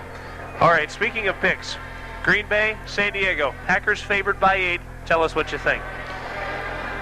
Well, the 8-point spread surprised me somewhat. I know Green Bay is picked to go to the Super Bowl by a lot of teams, but it's just going to be hard, I think, to blow out a Bobby Ross coach team. I don't care if you go back to look at when he was at Georgia Tech or when he was at Maryland or wherever. But maybe if I pick them, in my history of picking games, maybe if I pick Green Bay to win, then San Diego will win. That's what I'm counting on there. But take Green Bay, but don't take the 8 points. By the way, to calm the fears of a lot of folks out there, Big Dog's picks will continue even though he won't be with us in the broadcast booth. He'll still do his stuff at halftime. Well, I know everybody's looking forward to that, and I'll still have to give him a little grief down there on the sideline before the game. I was down there joking with him tonight about 6 o'clock about him going with Green Bay and the points, but like I said, unfortunately that will continue, so we can continue to give him a hard time. Well, Chris, thanks for being with us. We will talk to you next week as the Rams and Clark Central Gladiators go head-to-head in Death Valley in Athens. Talk about a couple of tough affairs coming up. Yeah, that'll be an experience for anyone who's never been there. That's quite a place to see a high school football game, a lot of tradition there, and it's going to take a big crowd to go up there and to pull Newton onto a win that next Friday. We will be there, of course, next week, and we will be right back on the halftime show on WGFS when we come back. Yes, folks, the Big Dog speaks words of wisdom, and you need to have your notebooks out. Big Dog's picks next on WGFS AM 1430. The Red Hot Back to School sale is on right now. They've done since 1941. For the information on the Smart Choice, call Amy at Covington Ford on Highway 278, the only name you need to know for auto leasing. And welcome back to Homer Sharp Stadium here in Covington, Georgia. It's the Newton Rams and Rockdale Bulldogs. We are about to finish up halftime here with your score 7-0. Let's give you some quick stats from the first half. Jonathan Price leading all rushers, 17 carries, 94 yards, 5.5 a carry, including that long 20-yard run that he had in the first half. One fumble that he did not recover on the 5-yard line. However, and Rams made up for that later with a touchdown pass. Get to that in a moment. Kerry Gilstrap, 4 carries, 24 yards. He had a 23-yard carry involved in that. And Katori Maddox, 3 carries, 6 yards. A total of 124 yards from the Rams on 24 carries, an average of 5.1 yards a carry. That's a key to winning a game. You're right, Kevin. They're doing a good job on offense. Again, the fumbles are going to kill you. The game should easily be 21-0, maybe even 28-0. Maybe give Rockdale one score. The Rams did hold them down there on the goal line, but the Rams did a good job on defense. But I'll tell you what, I went in there at halftime. The guys were really pumped up. One of the kids was trying to talk to Jonathan about asking how many yards he had, and John said, I don't care how many yards I have. We don't have enough points on the board. So it just shows a lot of leadership from him. And I tell you what, the Rams are pumped up, and Coach Brassfield really wants to get a couple of quick scores so he can play some other people. But you gotta control the game first, and that's what's foremost on their mind. And Kerry Gilstrap, probably the biggest 36 yards passing in a half he's ever had. Of course, the 15-yard touchdown score to Breek Johnson, then another 21-yard completion to his tight end, Roderick Henderson. The Rams, 158 total yards in the first half. Quite an improvement over the 101 yards of total offense they had for the entire game against Central Macon, in which they scored 12 points, 6 of them on a punt return. Joseph Cox starts off the second half with the kick taken by Brandon Evans at the 15-yard line. The big fullback barrels through, and he's at the 25-yard line, and it takes 3 or 4 Rams to get him down. We see a flag after the play, and brought down at the 31 is Evans, but we'll check that hanky.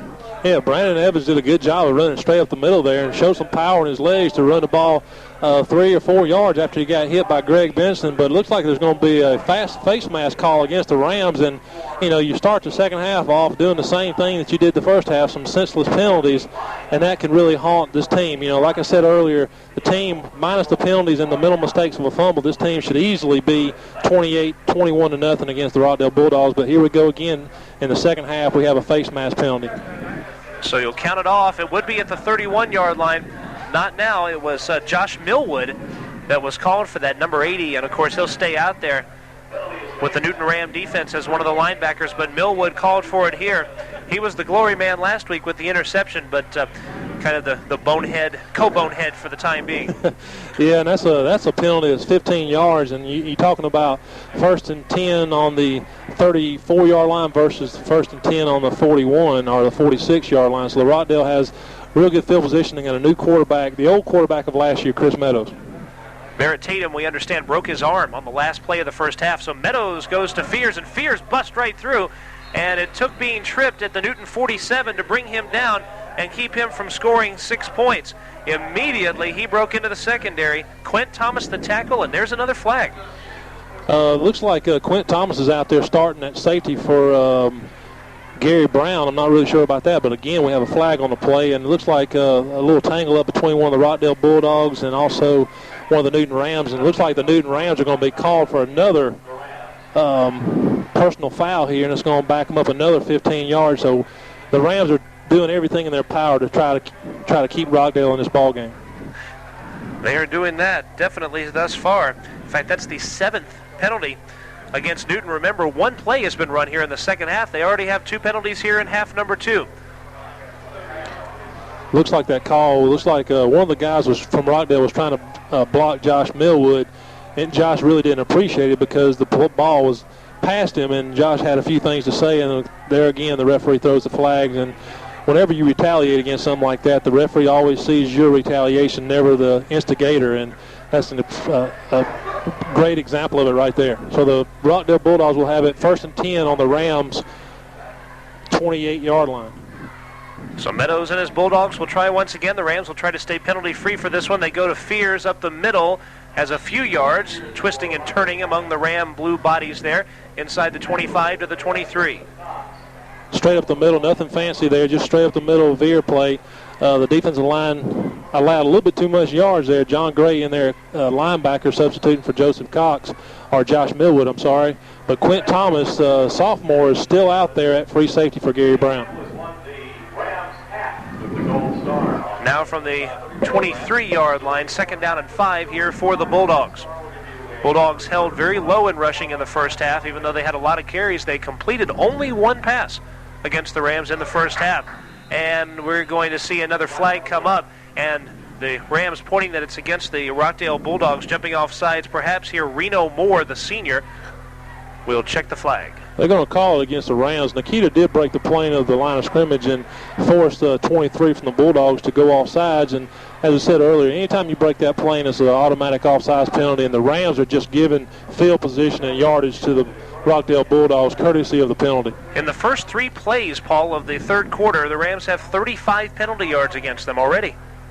I tell you what, this is not the way you want to start a second half, just leading 7-0, and the Rams are just giving it to them here via the penalty. I mean, 5 yards here, 15 yards there, and just senseless penalties that should not occur. So we'll see if we can actually get some football action going as opposed to seeing all this yellow out there on the field. The Rams, as we mentioned before, in the first half, nice rushing yardage as they pick up 124 yards, led by Price's 94 on 17 carries. Remember, he had 17 carries last week for only 24 yards. First down for the Bulldogs from the 18-yard line. Well, Gary Brown comes in. The play, Quint Thomas comes off. I'm not sure why Gary was held out there. Not really sure. Don't even want to speculate about it. But Quint did a good job. Nothing his fault. Simply the penalties killed the Rams here, and it's going to give the Bulldogs a 1st and 10 on the Ram 18.5-yard line. So Chris Meadows, who led this Rockdale offense as a sophomore and a junior, but was moved to a wideout this year to allow Barrett Tatum to run the offense, is back, Meadows is, as the quarterback. Goes over his center, has it, pitches right side to Fears, who's cutting back across up the middle to the 17, and a nice hit there by the Ram defensive front, stopping Poochie Fears. Good job there by Greg Benson to squeeze down the line to make the play, but the play should be credited to Nikita Webb because he's doing a great job of turning it, taking on two blockers and turning the ball back inside where his linebackers and defensive ends can help him make the stop. Good play there by Nikita Webb, and the Rams are showing pretty good defense without the penalty. That is the 6th first down of this game for Rockdale. The Rams, in comparison, have 11 so far. And, of course, they haven't seen the ball on offense yet here in the second half. 10:06 remaining. Rams on top by 7. Pleasing the home folk thus far with the 7-point lead. Looking to pass on the right side is Meadows. Now he'll keep it himself. Hit once, hit twice, and Gary Brown finally knocks him out of bounds. But he's down close to the 10-yard line. So a 6-yard gain there from Meadows, and they'll be close to that first down. I'll tell you what, every time you knock out the first quarterback, you know, the opposing team probably has a sigh of relief, but you're not going to do that against Rockdale because when the starting quarterback, Tatum, goes out, you have Chris Meadows steps right in there, and he's got 2 years of experience, if not more than that, and he's doing a good job of leading the offense right down the field. And he seems to be a pocket quarterback, staying in the pocket, but he showed right there that he can get outside of the defensive ends and pick up some really big yardage. They're going to bring up third and about 2 for the Rockdale Bulldogs. We have a score of Eastside versus Riverwood. We'll give it to you in just a moment. Give us to Brandon Evans, right side. Evans down to the 5-yard line. Just found some room at the corner. Now against Riverwood, the Eastside Eagles tonight looking to extend their unbeaten streak like the Rams have this year. And it's 2-0 Eastside at halftime. Courtesy of the safety, I guess. That's right. Well, the Eastside Eagles got a lot of support, and I tell you what, they have a lot of people that is backing them. I'm sure they brought a big crowd up there to Riverwood. I'm somewhere in Fulton County. But hopefully those guys can bring home a victory, and we're proud to see them doing well. Meanwhile, we want to see the same out of the Rams here. First and goal from Newton's 5. Chris Meadows over center. They go to Fears, and Fears is nowhere near the goal line. They stop him probably at the original line of scrimmage. They read the play and got to Fears right away. Again, the Newton defense is doing a good job in their goal line defensive stand of showing that they got a lot of strength up the middle. I don't think Rockdale is going to be very successful straight up the middle against the Rams. If they're going to do anything, they're going to have to go outside or do something with a counter. Hopefully they won't recognize that, but look for Rockdale to maybe try a corner or a counter play, or maybe even a pass from the experienced Chris Meadows. And, of course, Brian Edwards and Habeas White sealing that middle for the Rams on the defensive front, and Joseph Cox and Josh Millwood, the linebackers, in there as well. They are going on the play, and touchdown for the Rockdale Bulldogs. Poochie Fears runs it in from 4 yards out, and it is 7-6. The Rams lead the Bulldogs. Poochie Fears found it, and a good play there from Chris Meadows on the handoff. All it was an off-tackle kind of a play there, and Poochie Fears just kind of extended it outwards. The only one that was there was Gary Brown, and he was kind of upfield a little too much, and Poochie Fears was able to get around him and put it in there for 6 points. So the Rockdale Bulldogs are looking to tie this ball game with 8 minutes and 56 seconds left in the third quarter. It is Luke Monge on to attempt the extra point. Are you sure about that? You took your French class there. You sure it's not Magnet? I was given instructions from Matt Flake to pronounce that name Monge. There's the snap, the hold, the kick, it's blocked. The Rams block the extra point attempt from Monge. Greg Benson. Has that man ever been in on special teams this year? Yeah, that's the second one he's blocked. He blocked one last week against Central Macon that was a big turning point in that ball game. Again here, he blocks the point, extra point attempt, and it makes and enables the Rams to stay on top 7-6. Monge, as a matter of fact, Paul, is French for eat, and Greg Benson ate some football as he blocked the extra point. Leave it to a field goal kicker to have an eating name because they're always very small, except for our field goal kicker, Joseph Cox. It looks like he should have that name himself. We'll have to see about a switch perhaps after game time. So after the blocked extra point, we'll see Monge come back out and kick it off for the Bulldogs, and we'll have Price and Gary Brown back to receive. It is 7-6. It's a big play there. Rams maintain the lead thanks to the blocked extra point. 8:56 left in quarter number 3. This is a great game for the fans. You know, something very close, but it's frustrating as a coach because this game should be 21-6, and well, it shouldn't be that with all the penalties that the Rams gave the Rockdale offense. So it's just really frustrating to see the Rams playing this poorly. But again, you look at the scoreboard and they're ahead by 1 point. Here's Monge and the Rockdale Bulldogs kicking it toward Gary Brown.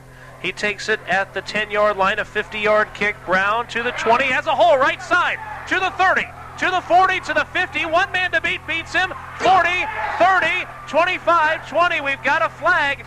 Touchdown on a 90-yard run, but I think we're going to have it called back at the 44-yard line. Penalty flags have been thrown, and my goodness, have we seen our share of those. There again, a senseless penalty, a clip, and Rashad Smith just kind of got in the guy's back, and the official was right there to call the penalty, and it's going to be a clipping against the Rams. Rashad's a senior. He knows better than that, but he's wanting to see Gary Brown score so bad. Made a block probably he should not have made, and the officials was right there to call it. But good call by the official. It was clearly a clip, but the Rams are just killing themselves with these senseless penalties. And the crowd shows its displeasure with what took place there. That is the second run back for Gary Brown. He had one last week against the Central Macon team, and was not a penalty on it. But this one is a big penalty. Did he have a run back last week that was called back? Somebody had a run back. That was Price, who had a touchdown run called back. As a matter of fact, looked like Rockdale was kicking the ball away from Price and toward Gary Brown. Brown looks like a great playmaker there on those returns. Well, anyway, after the 15-yard penalty, Rams have the ball at their own 41-yard line. Gilstrap and the Rams will try to overcome that penalty. Gilstrap sees no one on the pitch, keeps it himself, and has about 2 yards. And I think that was heads up from the quarterback there, because it looked like his pitch man wasn't in the right spot. One of the two went the wrong way. I don't know if it was Jonathan went the wrong way or Kerry went the wrong way, but Kerry had the sense enough to tuck it up under and go behind the center, Josh Gill, and pick up about 2 yards. But so much as these penalties killing the Rams.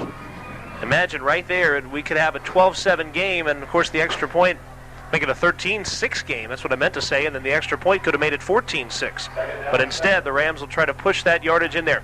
Kerry Gilstrap fakes the handoff, keeps it himself, breaks through, had 4 or 5 guys on him and broke through it, and is finally brought down at the 50-yard line.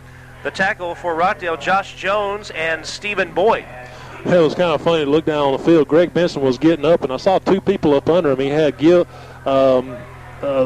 Liam Garrity, number 10, and also number 75, Jeff Singleton, up under him. So he blocked 2 of the key defenders for the Rockdale Bulldogs on the same play, and that's probably enabled Kerry Gilstrap to pick up a bad read, but was able to pick up about 7 yards. It's going to bring up about a 3rd and 1 yard to go.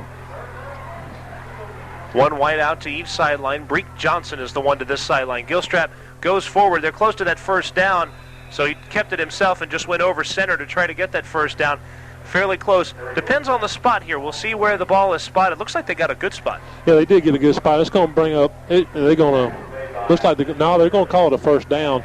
But Kerry Gilstrap did something really good there. Rockdale sent a blitz right over the center, and Kerry picked it up and went on the other side of the center and was able to pick up about 2 yards. And it's going to bring up a first down for the Rams on the Rockdale Bulldog 48-yard line. First down from Rockdale's 48-yard line. We didn't get a chance to talk to Mark Birch at halftime. He unfortunately had other business to tend to. We'll hear from him next week, your replacement on Ram football. We talked about you a lot at halftime, though, so I know your ears were red when that was taking place. Going to Jonathan Price, this sideline, 40-35, out of bounds. Jonathan Price on the right side got some good blocking, and a lot of Rockdale's defenders going the other side, so a little trickery by the Ram offense. Yeah, that's a counter trade play there, Kevin, and what it does is simply a misdirection play where you get the linebackers and the defensive linemen going one way, and the quarterback simply hands off to the back going the other way, with one lead blocker being Habeas White. And Habeas threw a really good lead block there, enabled Jonathan Price to pick up about 10 yards, and it's going to bring up another first down for the Rams on the Rockdale Bulldog 37-yard line. Call this what you will, perhaps a wasted drive because of that penalty, but the Rams are moving the football. Maybe this will help the confidence of that offense. And on first down, they fake one man, they fake another man. Gilstrap rolling out left side and hits his man at the 25-yard line. Good concentration there. Katori Maddox with 2 guys around him. Talk about threading the needle. There's Kerry Gilstrap. I tell you what, he threw to the wrong man there. Kerry Gilstrap threw to Katori Maddox that was coming out of the backfield, and there was a couple players wide open. Looks like Rodney Smith was wide open in the flats, but Kerry Gilstrap has a very good arm and just threaded the needle, as you said, Kevin, and Katori Maddox was able to bring the ball in and pick up another Ram first down. 7-6 Rams, 6:15 left in quarter number 3. And they go to Price. Price left side, found a hole and was stopped by his right arm, kind of pulled by his right arm at the 20 and down at the 18, a gain of 5. The Rams are doing basically what they want to on offense. They got all the big guys up front, Greg Benson, Habeas, and Josh Gill, and the guys up front. The only thing that's hurting the Rams are themselves with the penalties, the senseless penalties that prevented a couple of drives and also allowed Rockdale to come down and get a score. But the Rams are driving and taking time off the clock. Bree Johnson splitting far over to this side. They're on the left hash mark. Pitch to Price. One man read it and got him down right away. Immediately there was Brandon Evans at the 24-yard line. They got Price down and had no one on it. Immediately broke through the line. Well, those are the adjustments that they made at halftime. The first half, Jonathan ran that play at will, but Coach Estes from the Rockdale Bulldogs have made some adjustments, and that adjustment was to bring Brandon Evans quick up on that counter veer. And looks like Brian Edwards was out there trying to block on Brandon Evans, but got there a little bit late, and Brandon Evans was able to bring down Jonathan for a loss of about a half a yard. There is no doubt about it. The Rams have definitely had trouble in the red zone tonight. As soon as they get inside that 20, the trouble seemed to start for them. Gilstrap on the blitz, going to keep it himself. 20, gets around one man, 15, and tackled at the 12-yard line as Kerry Gilstrap read the blitz well, and with his mind saw the hole to the right side, saw that the blitz was coming from the middle, and ran around it. Kerry Gilstrap did a great job there. We've seen a lot of yellow. We've seen enough out there to quit to make a quilt, a yellow quilt that is. But this one call is going to go against the Rockdale Bulldogs for a holding on the interior. The Bulldogs are doing nothing very fancy. All they're doing is running quick pitch left, quick pitch right, and they're picking up a lot of yardage on it. But luckily for the Rams, there was a holding call on that play. And with that flag thrown at the 32, they'll take it from the 32. So not only a 2-yard loss on the play, but from the spot of the penalty, you'll go back another 10 yards back to the 42. And with this second down play, they've got at least a good 18 yards to go, probably 19 for the first down. Yeah, and this is where the Rams get real tough. When you have number 3 back there, and number 2 and number 6, your 3 best athletes on the team, it's going to be real hard for the Rockdale Bulldogs to pass against those guys. But Poochie Fears is doing a good job of just running that sweep left, sweep right, picking up 5 or 6 yards each time. So the defense has got to step it up here.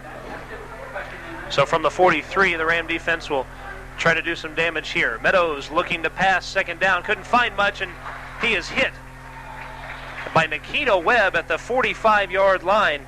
And down there, Chris Meadows thought he might have some room to run, and Nikita Webb said, Good job there by Nikita to turn him inside. He got some help from Brian Edwards.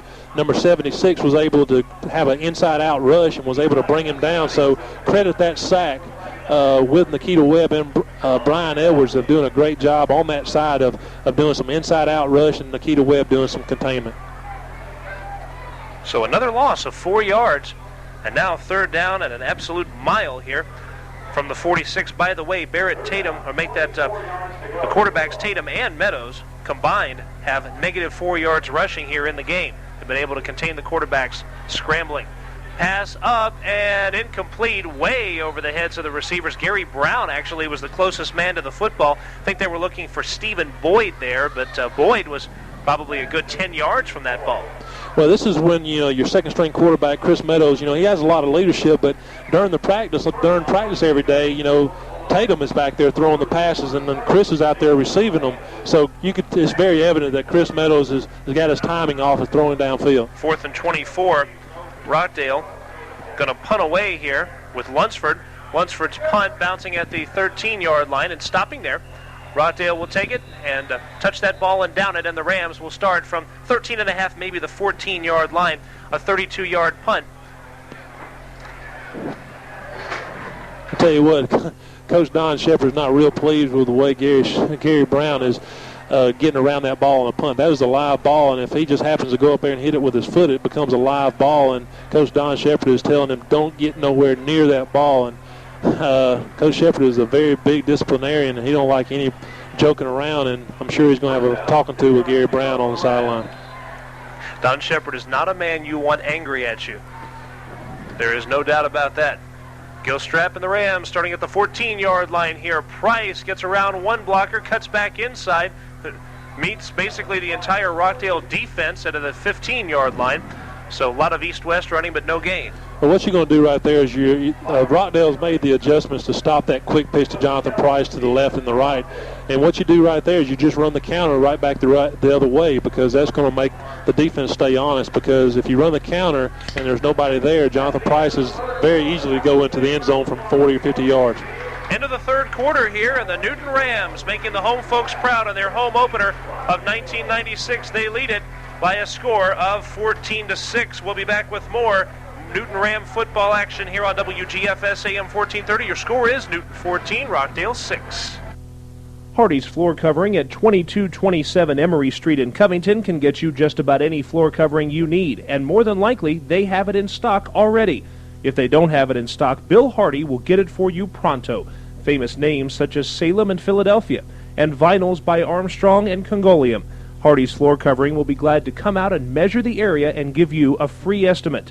They'll even provide financing if needed. By all means, check Hardy's prices before you buy. Call them today, 786-9245. At Courtesy Ford, they're never satisfied until you are.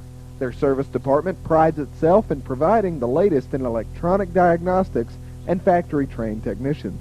No matter where you bought your Ford or Lincoln Mercury product, they would appreciate the opportunity to earn your business. They also maintain a full line of parts for your convenience, and their body shop is second to none.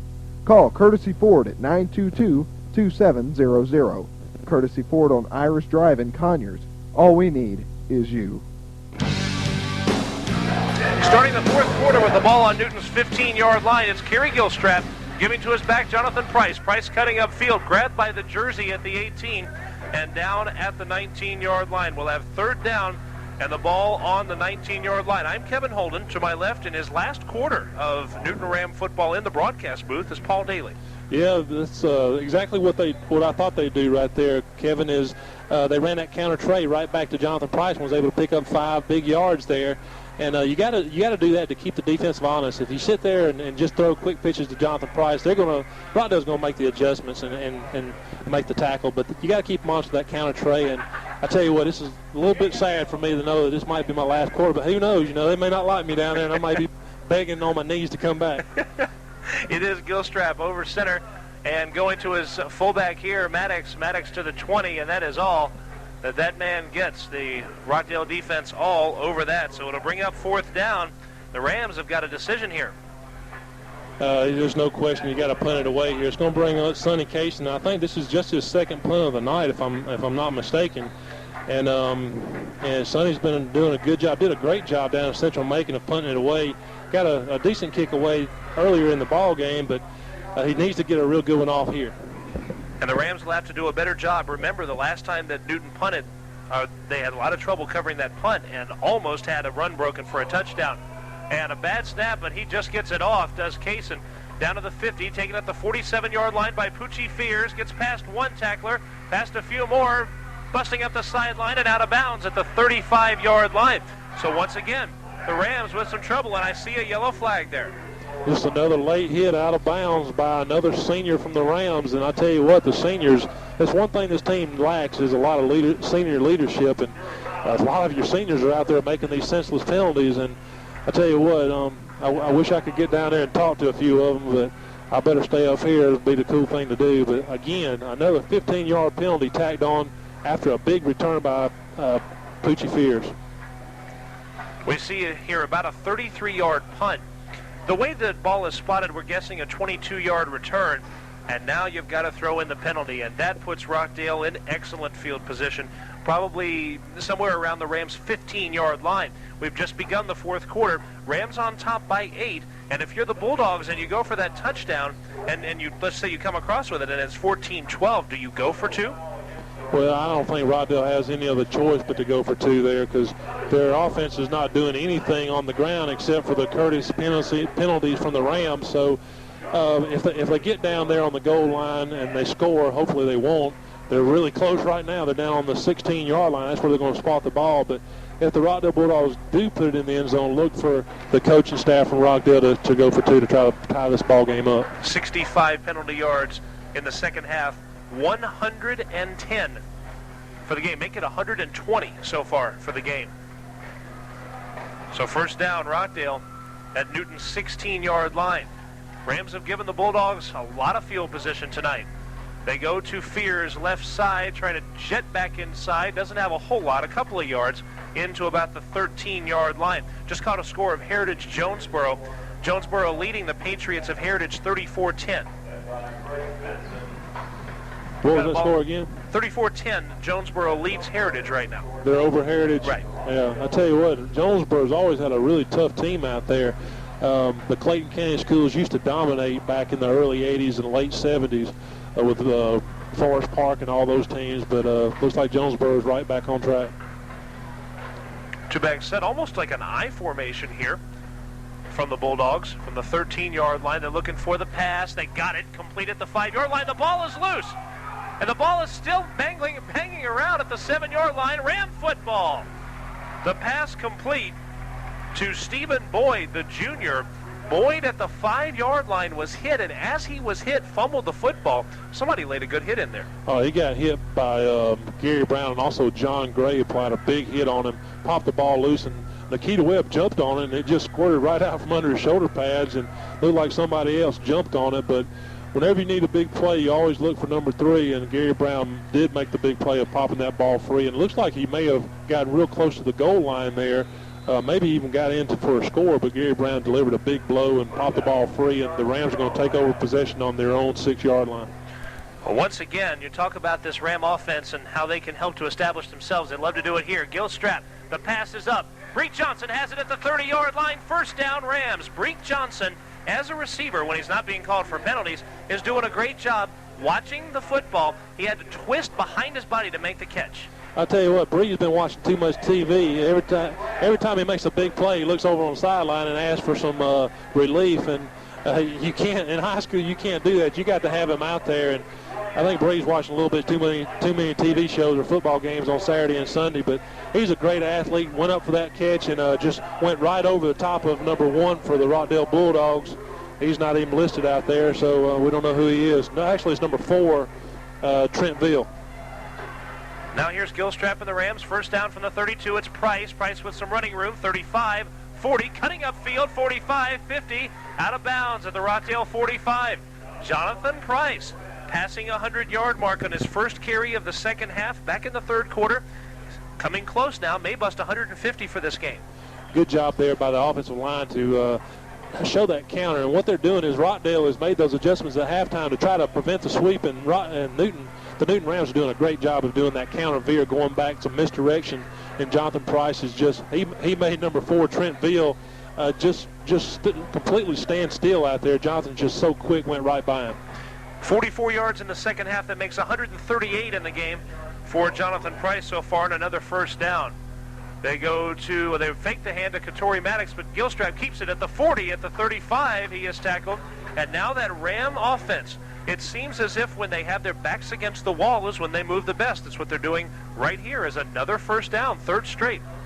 Good job there by the offensive lineman, and also Kerry Gilstrap just to get out there and read it correctly, was able to break free and pick up a big first down. I look on the sideline, we have Habeas White out there. He's having some equipment trouble, and Stargell Penn in there, number 55, a big junior in there to play guard for Habeas White while he's tending to his equipment. Did you ever find out about the Willie Stargell thing? No, I didn't, but I sure will ask him this week. I simply forgot all about it. As a coach, let me know in the next few weeks here. We see a penalty flag. Price on the right side is pulled down. There's another flag at the 37.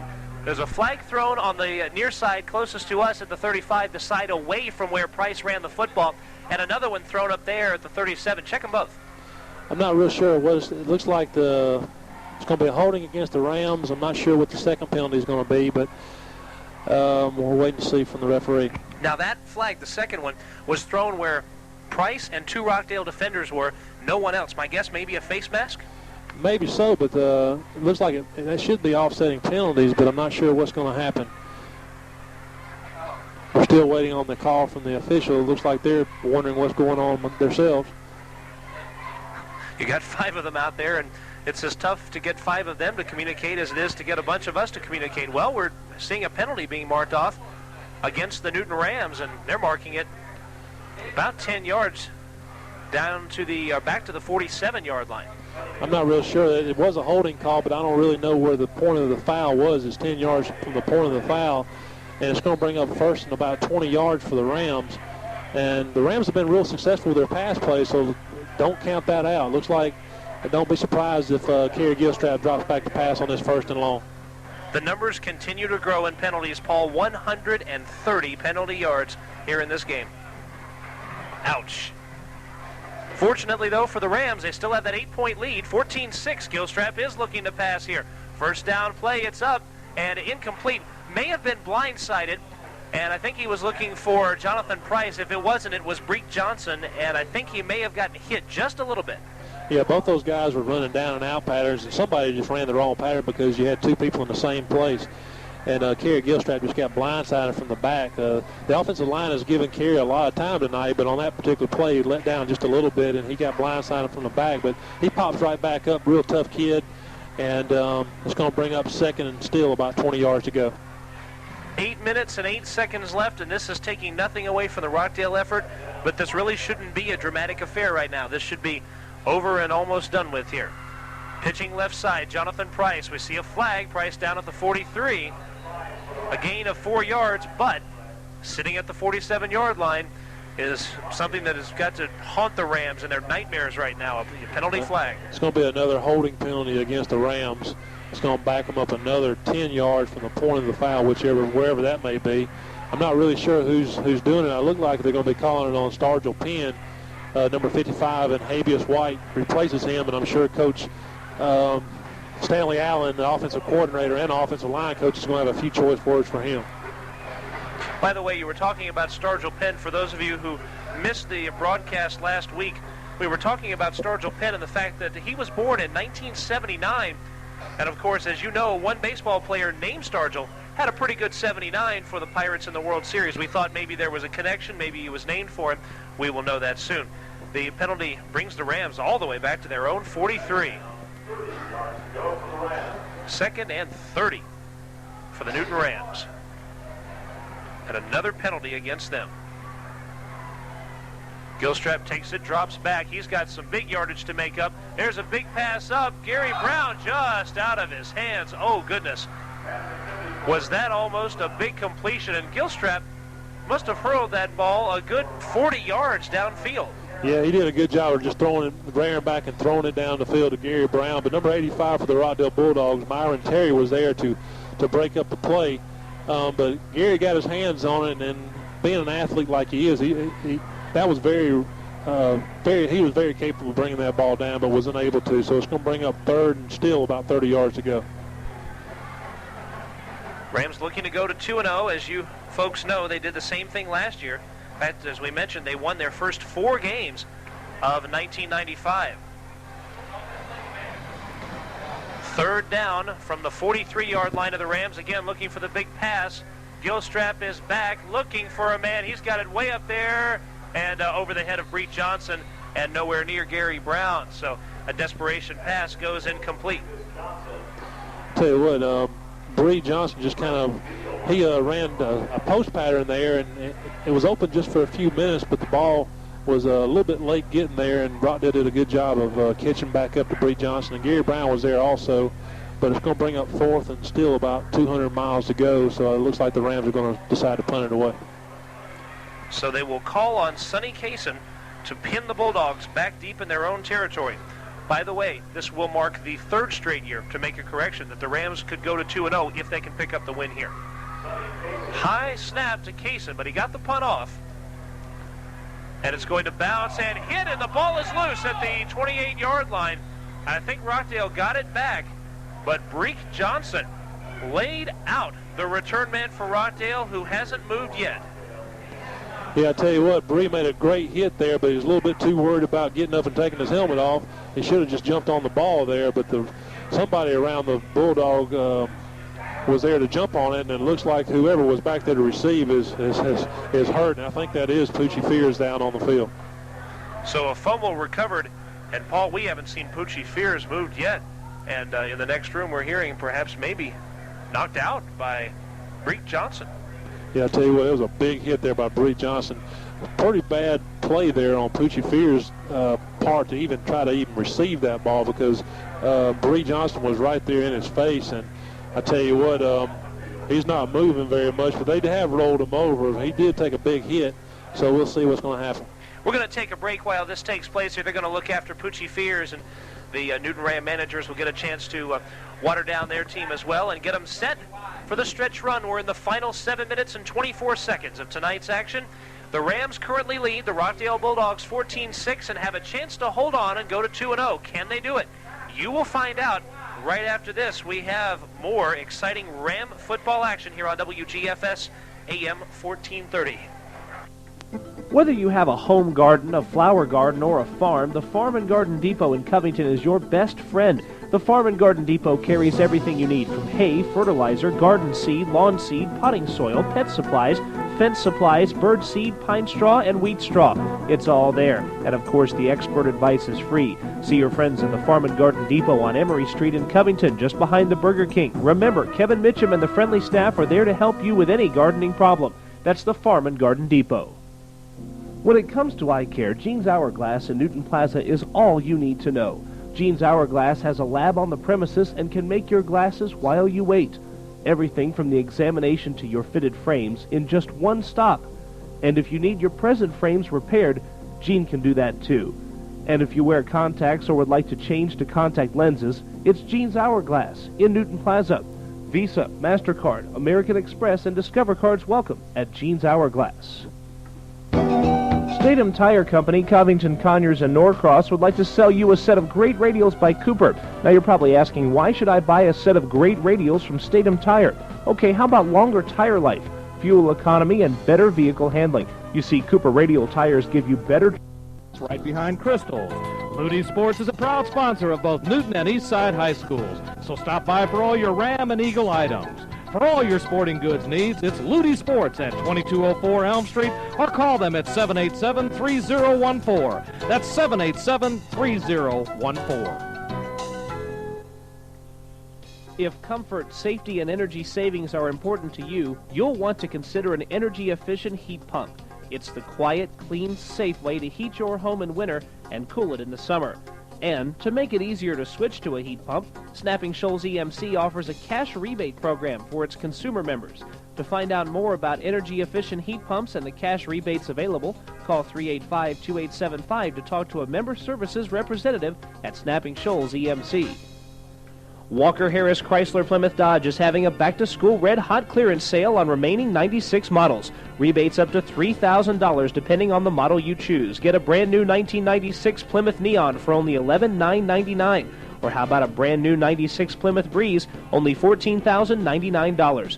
Both are fully loaded and ready to drive away. Low-interest financing is available.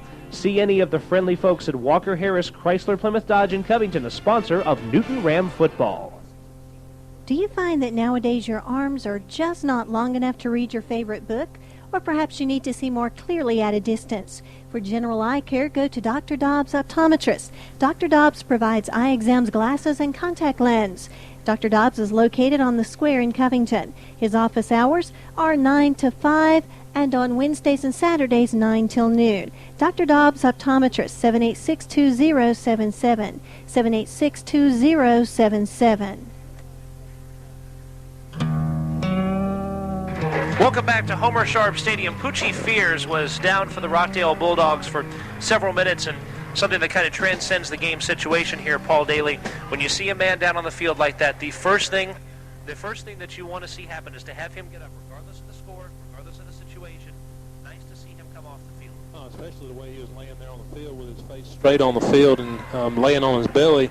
They didn't really want to move him until they thought that everything was okay, but good thing to see. He walked off the field in his own power, and they're attending to him on the sideline, so he looks like he'll be okay. And Joe Brassfield, the Ram head coach, went out there to check on him. So, again, this is something that goes beyond rivalry, because you like good old-fashioned rivalry, but you don't want to see people hurt. Yeah, you're right about that, and Coach Brassfield is a very caring coach, and he was out there not only, when he was, the Poochie Fears was hurt, but he also out there during timeouts and also when his own players are hurt, and that's something you don't see from a lot of high school coaches. 7:24 left in this game. It is 14-6. Now the Rams will try to stop the Rockdale Bulldogs. The Bulldogs, of course, without Poochie Fears, who was knocked out on that punt return. And they will go to Evans, the fullback, who's plowing through past the 30 to the 31-yard line. Evans, a gain of 4 there. Hasn't seen the ball much here in the second half. That's only his 3rd carry. He has 12 yards. Well, that injury to Poochie Fears, it does a couple of things. It kind of limits the offense for the Rockdale Bulldogs because they have had a lot of success running with him in the second half. And Brandon Evans is a quality back, big, strong back, but he's not as quick as Poochie Fears. And, Brandon Evans is not going to be able to get on the corner like number 11 would. So we go with Brandon Evans, the I formation. He is lined up the farthest back at about the 25. Ball is at the 30. They go to him to the 35-yard line, to the 37. Tackled there, pretty close to the first down. Yeah, that's going to be a first down. And what's happening is Rockdale is just running straight up the middle, and Nikita Webb made the stop. But the linebackers for the Rams have got to step up and fill the hole. And as soon as I say that, Coach Brassfield and Don Shepard send Josh Millwood back out there, the senior, to fill that gap from the linebacker spot. Joseph Cox he got hurt at halftime. He's had a nagging little foot injury, and that may have prevented him from sticking it up in there. But Josh Millwood back in there at his linebacker slot. And Millwood is one who brings a lot of heart to the game.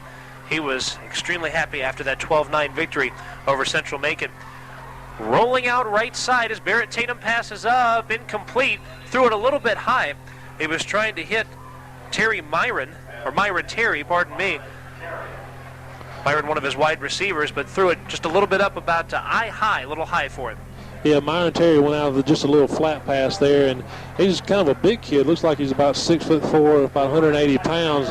Really good athlete, but kind of overthrown the ball there.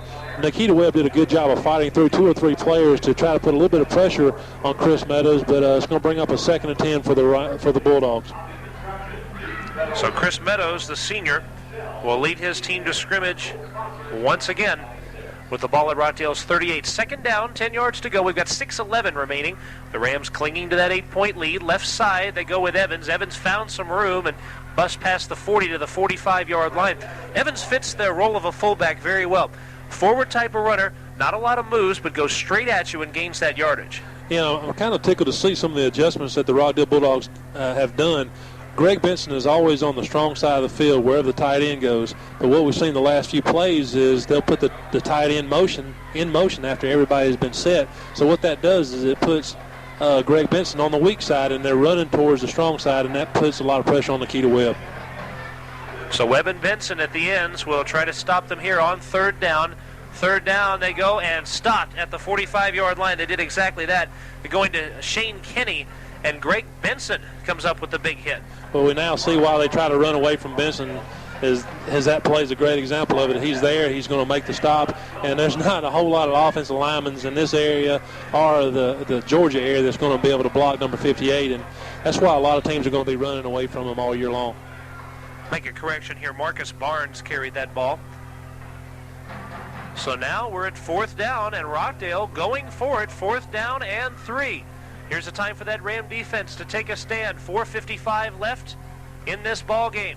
Tatum going back, passes up, complete, and the ball was on the ground for just a moment, but it was after his receiver hit the ground. He hits Boyd, Stephen Boyd, at the 47-yard line, the Newton Rams, so a 1st down.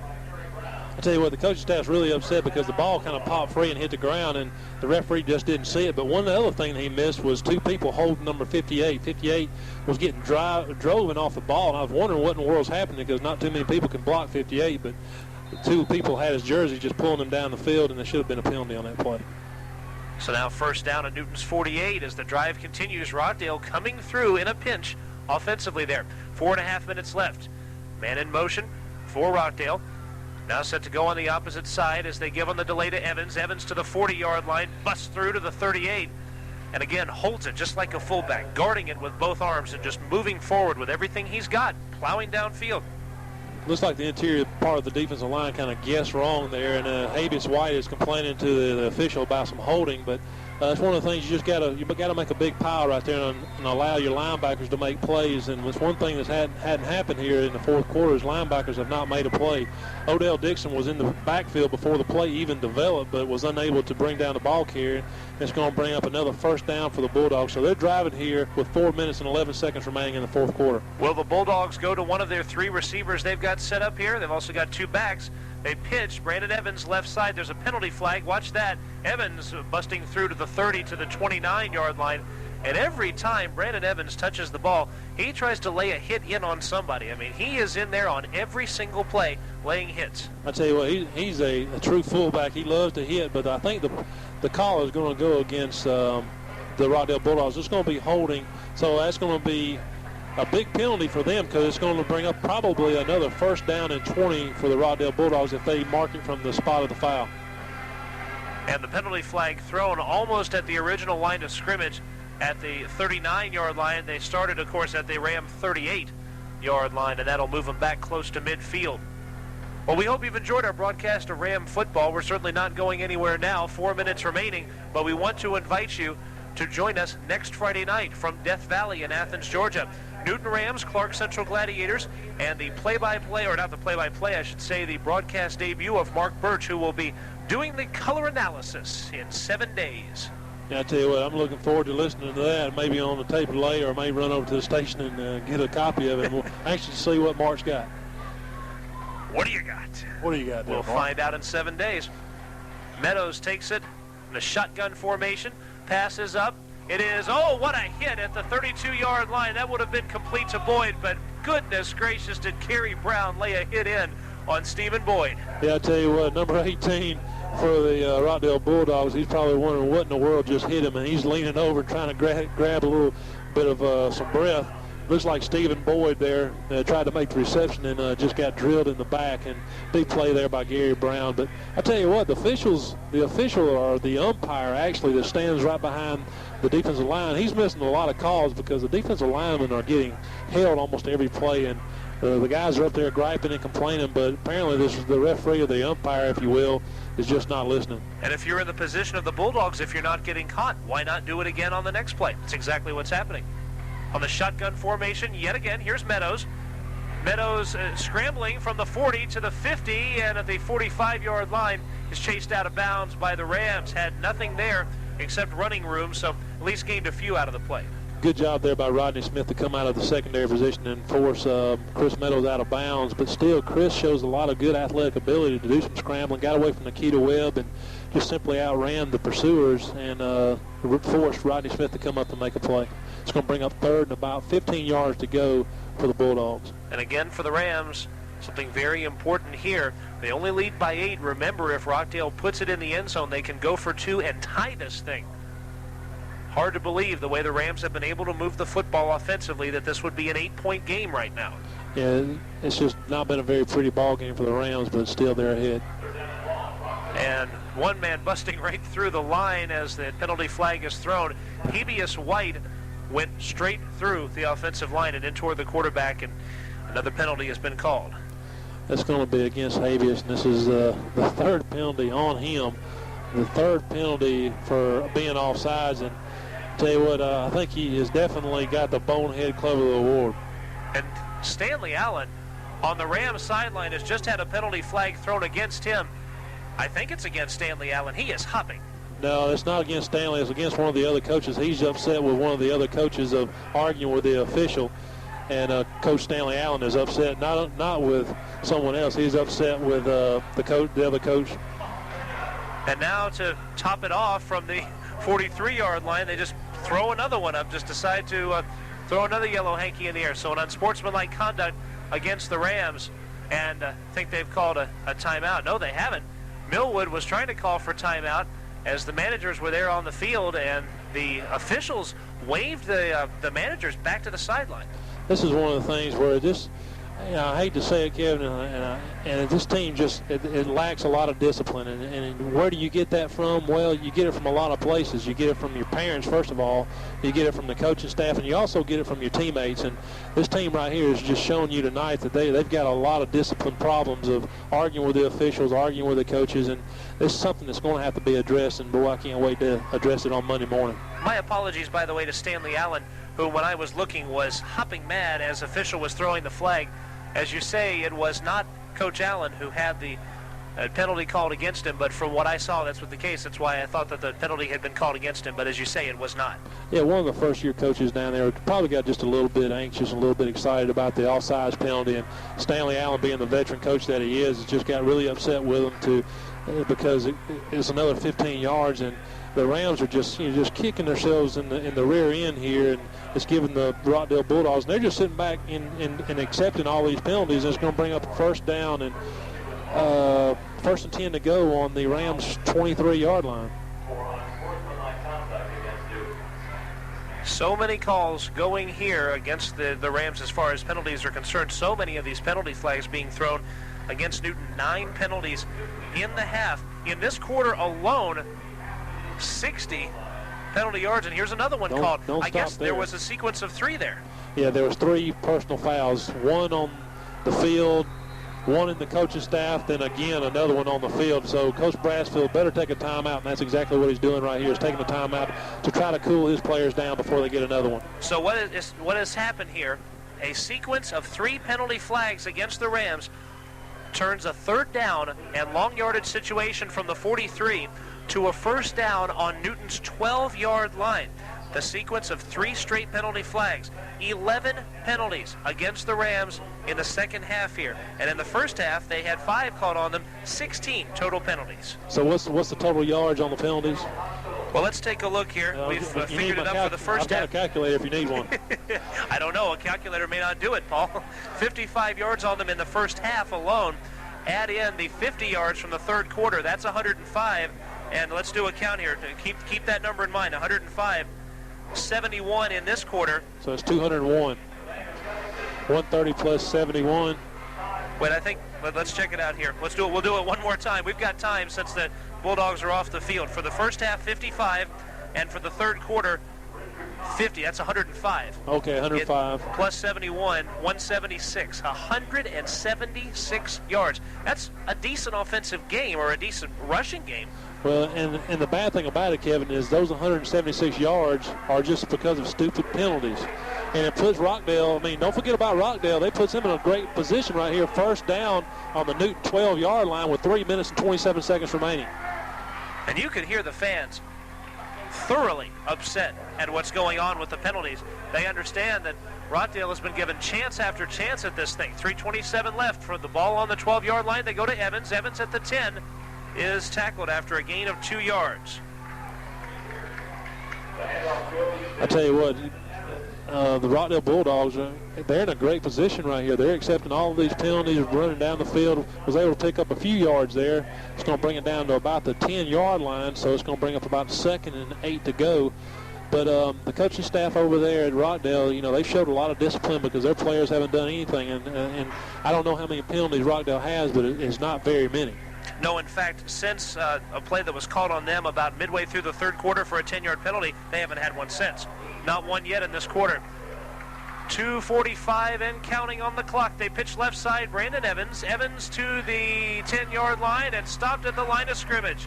That Ram defense all over it. Now, don't celebrate too much, guys. We don't want to see another one of those flags. I tell you what, good job there by Odell Dixon to bring the ball up, or he just kind of penetrated and forced the ball back inside. Chris Meadows takes it himself, rolling left side, pass up, touchdown Rockdale Bulldogs. And right there to make the completion at the turf, Rockdale's receiver, Brandon Evans, coming out of the backfield, touchdown Bulldogs. It is 14-12. I tell you what, the officials, and I hate to harp on this, but the 58, Greg Benson, was held by 2 running backs, and the official was right there on top of the play and didn't throw the flag. Greg would have been a factor in that play, but don't give anything away from the Rockdale Bulldogs. They did a rollout left, threw the ball down to Brandon Evans. He made a great reception in the end zone. It's going to bring the score to 14-12 and look for Rockdale to go for 2. They've called timeout, so the Rams have just kicked themselves right in the head here and put Rockdale right back in this ball game. I'm taking a look, Paul, at the games from last year to find out how the Rams did penalty-wise as compared to the penalties this game. The Rams didn't break 100 penalty yards in a game at all last year. They're at 176 here. And to give you an idea, that's the equivalent of, say, about from their first 4 games of last year.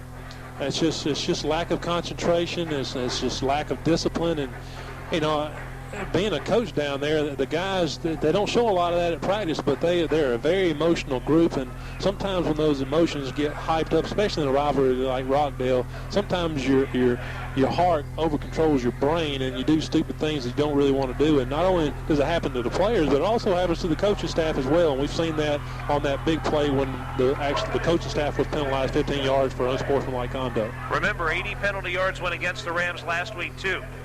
Well, they're going to go for 2, the Rockdale Bulldogs are. So here it is. The point after attempt passes up and out of the hands of Lim Garrity.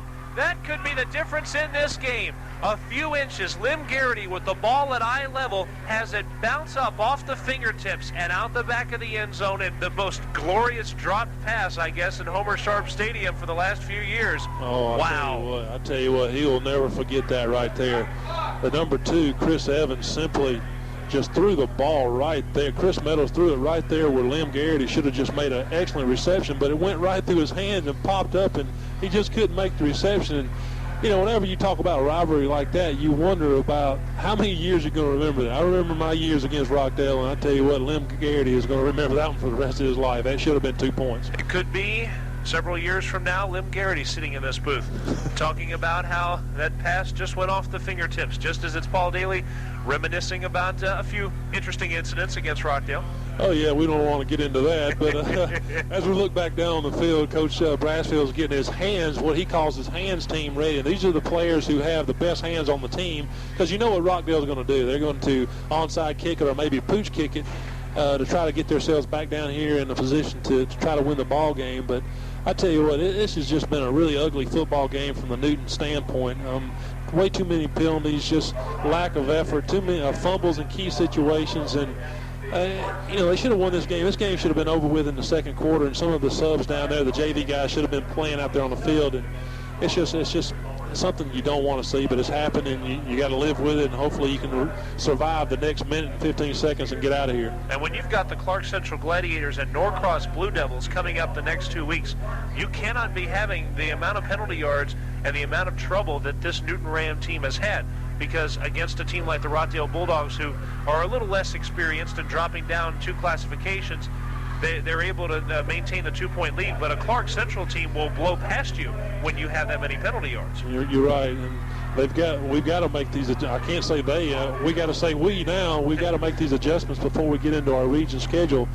And don't take any credit away from Rockdale. They've hung in here. They've accepted all the things that the Newton Rams have given them and kept this ball game close. And you talk about a quad A school versus a 2A school, and Rockdale's been in this game the entire second and first half. Note this, Brandon Lunsford is the punter. He's in for the kickoff. Normally not their kickoff man. They have Luke Manger in for their kickoff. The onside kick. The Rams on the ball at the 48-yard line. Josh Millwood taking the football at the 48. So at least that much is thwarted. And now for the Rams, with 1:40 left, it's just a matter of maybe gaining a first down, pushing some of that time off the clock, and just hanging on to the football. Yeah, that's sure. That's what Coach Brasfield's telling his quarterback, sophomore quarterback, Kerry Gilstrap, is just go ahead and we need to probably try to pick up a first down and run this clock out. Rockdale does have 1 timeout remaining. Newton County has 2. But Kerry Gilstrap, this is when you need your leadership, and you don't really expect it from a sophomore, but he's done a good job of it so far. Well, Paul, we said at the beginning of the broadcast, if the Rams scored more than 14 points, they'd only lost once. They have 14, and they're ahead. Gilstrap goes to Price. Price the 50, the 45, and tripped there at the 43-yard line, and that will eat some time off the clock. I don't think he got the first down. Actually, that may be a blessing in disguise for the Rams. Yeah, Jonathan did a good job of hitting the hole real quickly, picked up about 11 yards. So actually, they're going to spot it back about 9. He picked up 9 yards. Going to bring second and about 1 yard to go. But, again, the time is going off the clock, and Rockdale's going to have to make a decision here to see if they're going to stop it or not. Second down from Rockdale's 44-yard line. 1:01 left on the clock. They go to Price again. Price, close to the first down. We believe he's got it at the 42.5, 43-yard line. That ball spotted at the 42. We've got a first down, but let's check it. Yeah, it's going to be real close. It really depends on the spot, but the way they've got the ball spot, I don't know. I don't think they've got it from according to the spot that they have. Well, no, they're going to call it third down and about a half a yard to go. That was a pretty bad spot on the referee's part.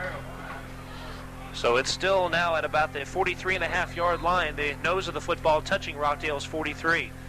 47 seconds, 47 precious ticks, and 2 precious points separating these two teams in what has always been a great rivalry, no exception here. Gilstrap over center, he was going for a first down, went past the complete offensive and defensive lines and almost had an open run, but was tripped at the 36. Second time in 2 weeks that Kerry Gilstrap has been right there just trying to gain a yard and almost had an open field run. That's one of the things you really don't expect. I guess Rockdale's not expecting Newton to run straight up the middle with their quarterback, but they've done it several times tonight, and it's going to force Rockdale to take a timeout because of the first down for the Rams. All right, when we come back, we have got 34 seconds remaining in this affair. Can the Rams hold on? Find out next. More exciting Newton Ram football after this word from our sponsors, WGFS AM 1430. If you're age 60 or better, Newton Federal has created benefits especially for you.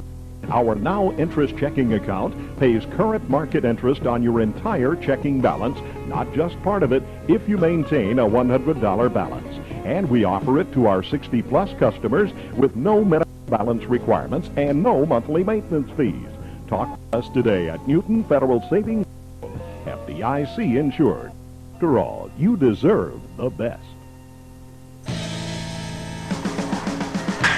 34 seconds remain on the clock. The Newton Rams on top, 14-12 over the Rockdale Bulldogs, and they have the ball on the Rockdale 37-yard line with a first down. So basically the only thing you got to do here, Kevin, is run the ball out, run the clock out, and we'll probably see Kerry Gilstrap go to his knee and just take it down. Well, we'd like to see it happen. We'd see the Rams go to 2-0, third straight year that the Newton Rams would go to 2-0 on the season. Gilstrap down on one knee, and he gets hit very late. Yeah, there come the flags. Gilstrap taking a look at Brian Kenny, and you've got a figure for the Rockdale Bulldogs. Very frustrated. They were given plenty of chances here, but missed, and they were so close. They had the 2-point conversion, and there's a lot of frustration on that Bulldog sideline. Well, yeah, they're frustrated, but they should never have been in this ballgame in the first place. You know, Newton's kind of given everything that they've got. The 12 points on the board were given courtesy of penalties from the Rams, and you know, just a frustration penalty there by number 21 from the Rockdale Bulldogs, Brian Kennedy, just to hit Kerry Gilstrap after he done touched his knee down. And what I like to see is the coaching staff of the Rockdale Bulldogs do exactly what they just did, pulled out Brian Kennedy and sitting there, you know, chewing him out right on the sideline in front of God and everybody. 15-yard penalty against those Bulldogs. Their first penalty, actually, here of quarter number 4. So the Rams will be in Rockdale territory at the 24-yard line, but no reason to do anything crazy. 29 seconds left. Gilstrap can take the football, go down here on a knee, and that's exactly what he does. And another Rockdale player right there in his face with a few words to say.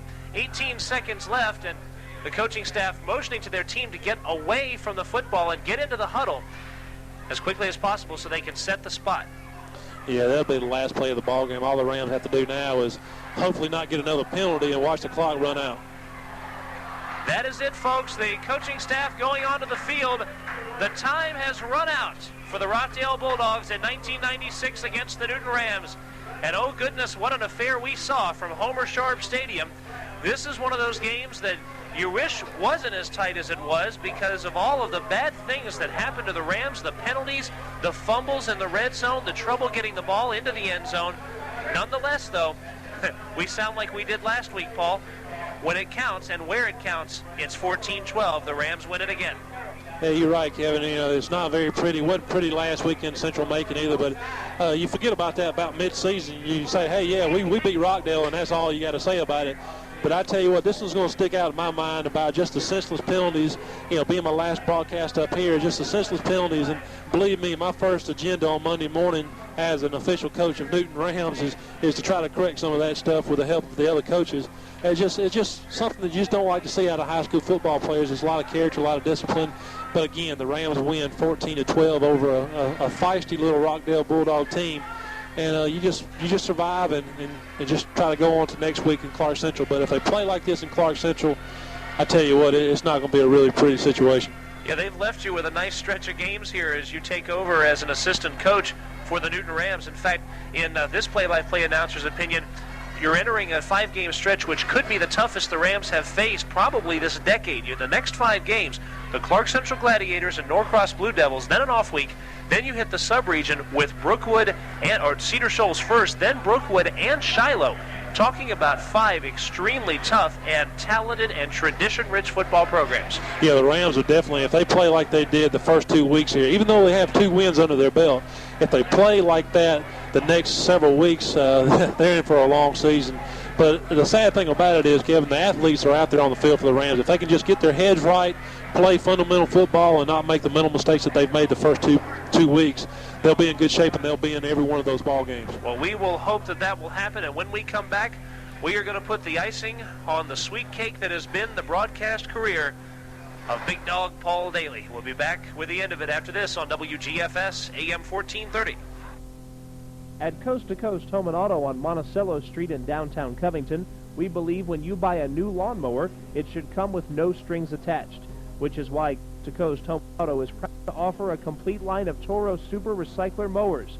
The exclusive Toro 5-year total coverage warranty guarantees that if anything goes wrong with the Toro within 5 years of normal use, Toro will fix it free. No strings attached. Even failure due to normal wear and tear is included. No other manufacturer makes that claim. Coast to Coast Home and Auto also wants you to know that Super Recycler mowers equipped with Toro GTS engines are guaranteed to start on the first or second. And we are back from Homer Sharp Stadium, Newton High School. Well, happy news, we can say that at least on the scoreboard for the Newton Rams, as they have gone to 2-0 here in 1996. It is the Rams 14 and the Rockdale Bulldogs 12, and 2 wins this year for the Rams by a total of 5 points. So needless to say, we haven't had any breathing room this year. Paul Dailey. I tell you what, Coach Brassfield's spending a lot of time out there at center field. It usually his after-game speech usually only takes about 2 or 3 minutes, and the players say something themselves. And that total huddle lasts about 5 minutes, but they've been out there a good 12 or 15 minutes. Well, ever since the game's ended, and I'm not really sure what he said to them, but there's been some really intense looks on those players' face. So I'm sure that he said something about the discipline and the character they showed tonight, and they're going to have to make some adjustments. And but I tell you what, they're still out there, and as you said, Kevin, a total of 5 points winning the first 2 games. Central Macon, you really don't know how tough they are because we don't play any of their opponents, and we don't know a lot about them. But we know a lot about Rockdale, and they've lost a lot of players due to the new school at Salem and Heritage, and they're just not the team that should be quad A, and that's why they've dropped down. But they stuck in this ball game courtesy of the penalty, and the Rams sneak away again with another win here tonight. And I'll tell you what, the leader here on the ground for the Rams, Jonathan Price, the 2nd straight year against the Rockdale Bulldogs that he has picked up a big game. You know about the 26 carries, 274 yards last year. Wasn't quite the same game. 26 carries, 147 yards. No touchdowns for him, but an average of almost 6 yards a carry, and twice had 20-yard runs. And there were points in this game in which Price looked just about unstoppable. What was his total, 147? Yeah. 147 yards, and again, a couple of those were called back, and again, he had a fumble down there in the end zone, almost at the end zone, and he could have easily surpassed 200 yards tonight if it just weren't for those stupid penalties. But Jonathan is a quality back, and he's going to be something that the region is going to have to contend with when we get into our region schedule the next several weeks. By the way, also take a look at Kerry Gilstrap's numbers, 64 yards rushing after having only 24 in the first half. He averaged almost 5 yards a carry and broke a couple of runs that were key for the Rams here, so that was pretty good for Kerry Gilstrap, getting some experience under his belt and really showing that he's really a top-notch quarterback as a sophomore. I tell you what, I said this last week after the game at Central Macon, but I can't emphasize how important and how much leadership he's shown just as a sophomore.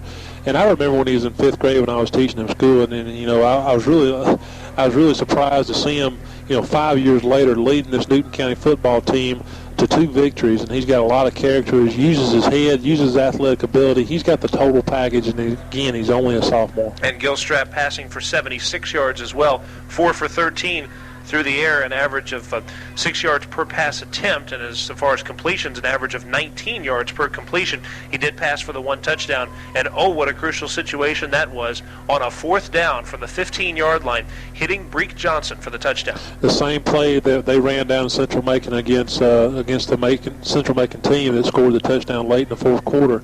They used it earlier in the first half, and one thing I was looking out there on the field is Coach Brassfield has been talking to Kerry Gilstrap for a long time. I think Kerry got a little bit upset there at one of the last plays of the ball game when one of the Rockdale offenders came over there and hit him, after he done kneeled down and the play was dead. But, he just really can't worry about that. That was a stupid play on the Rockdale player's part, and he's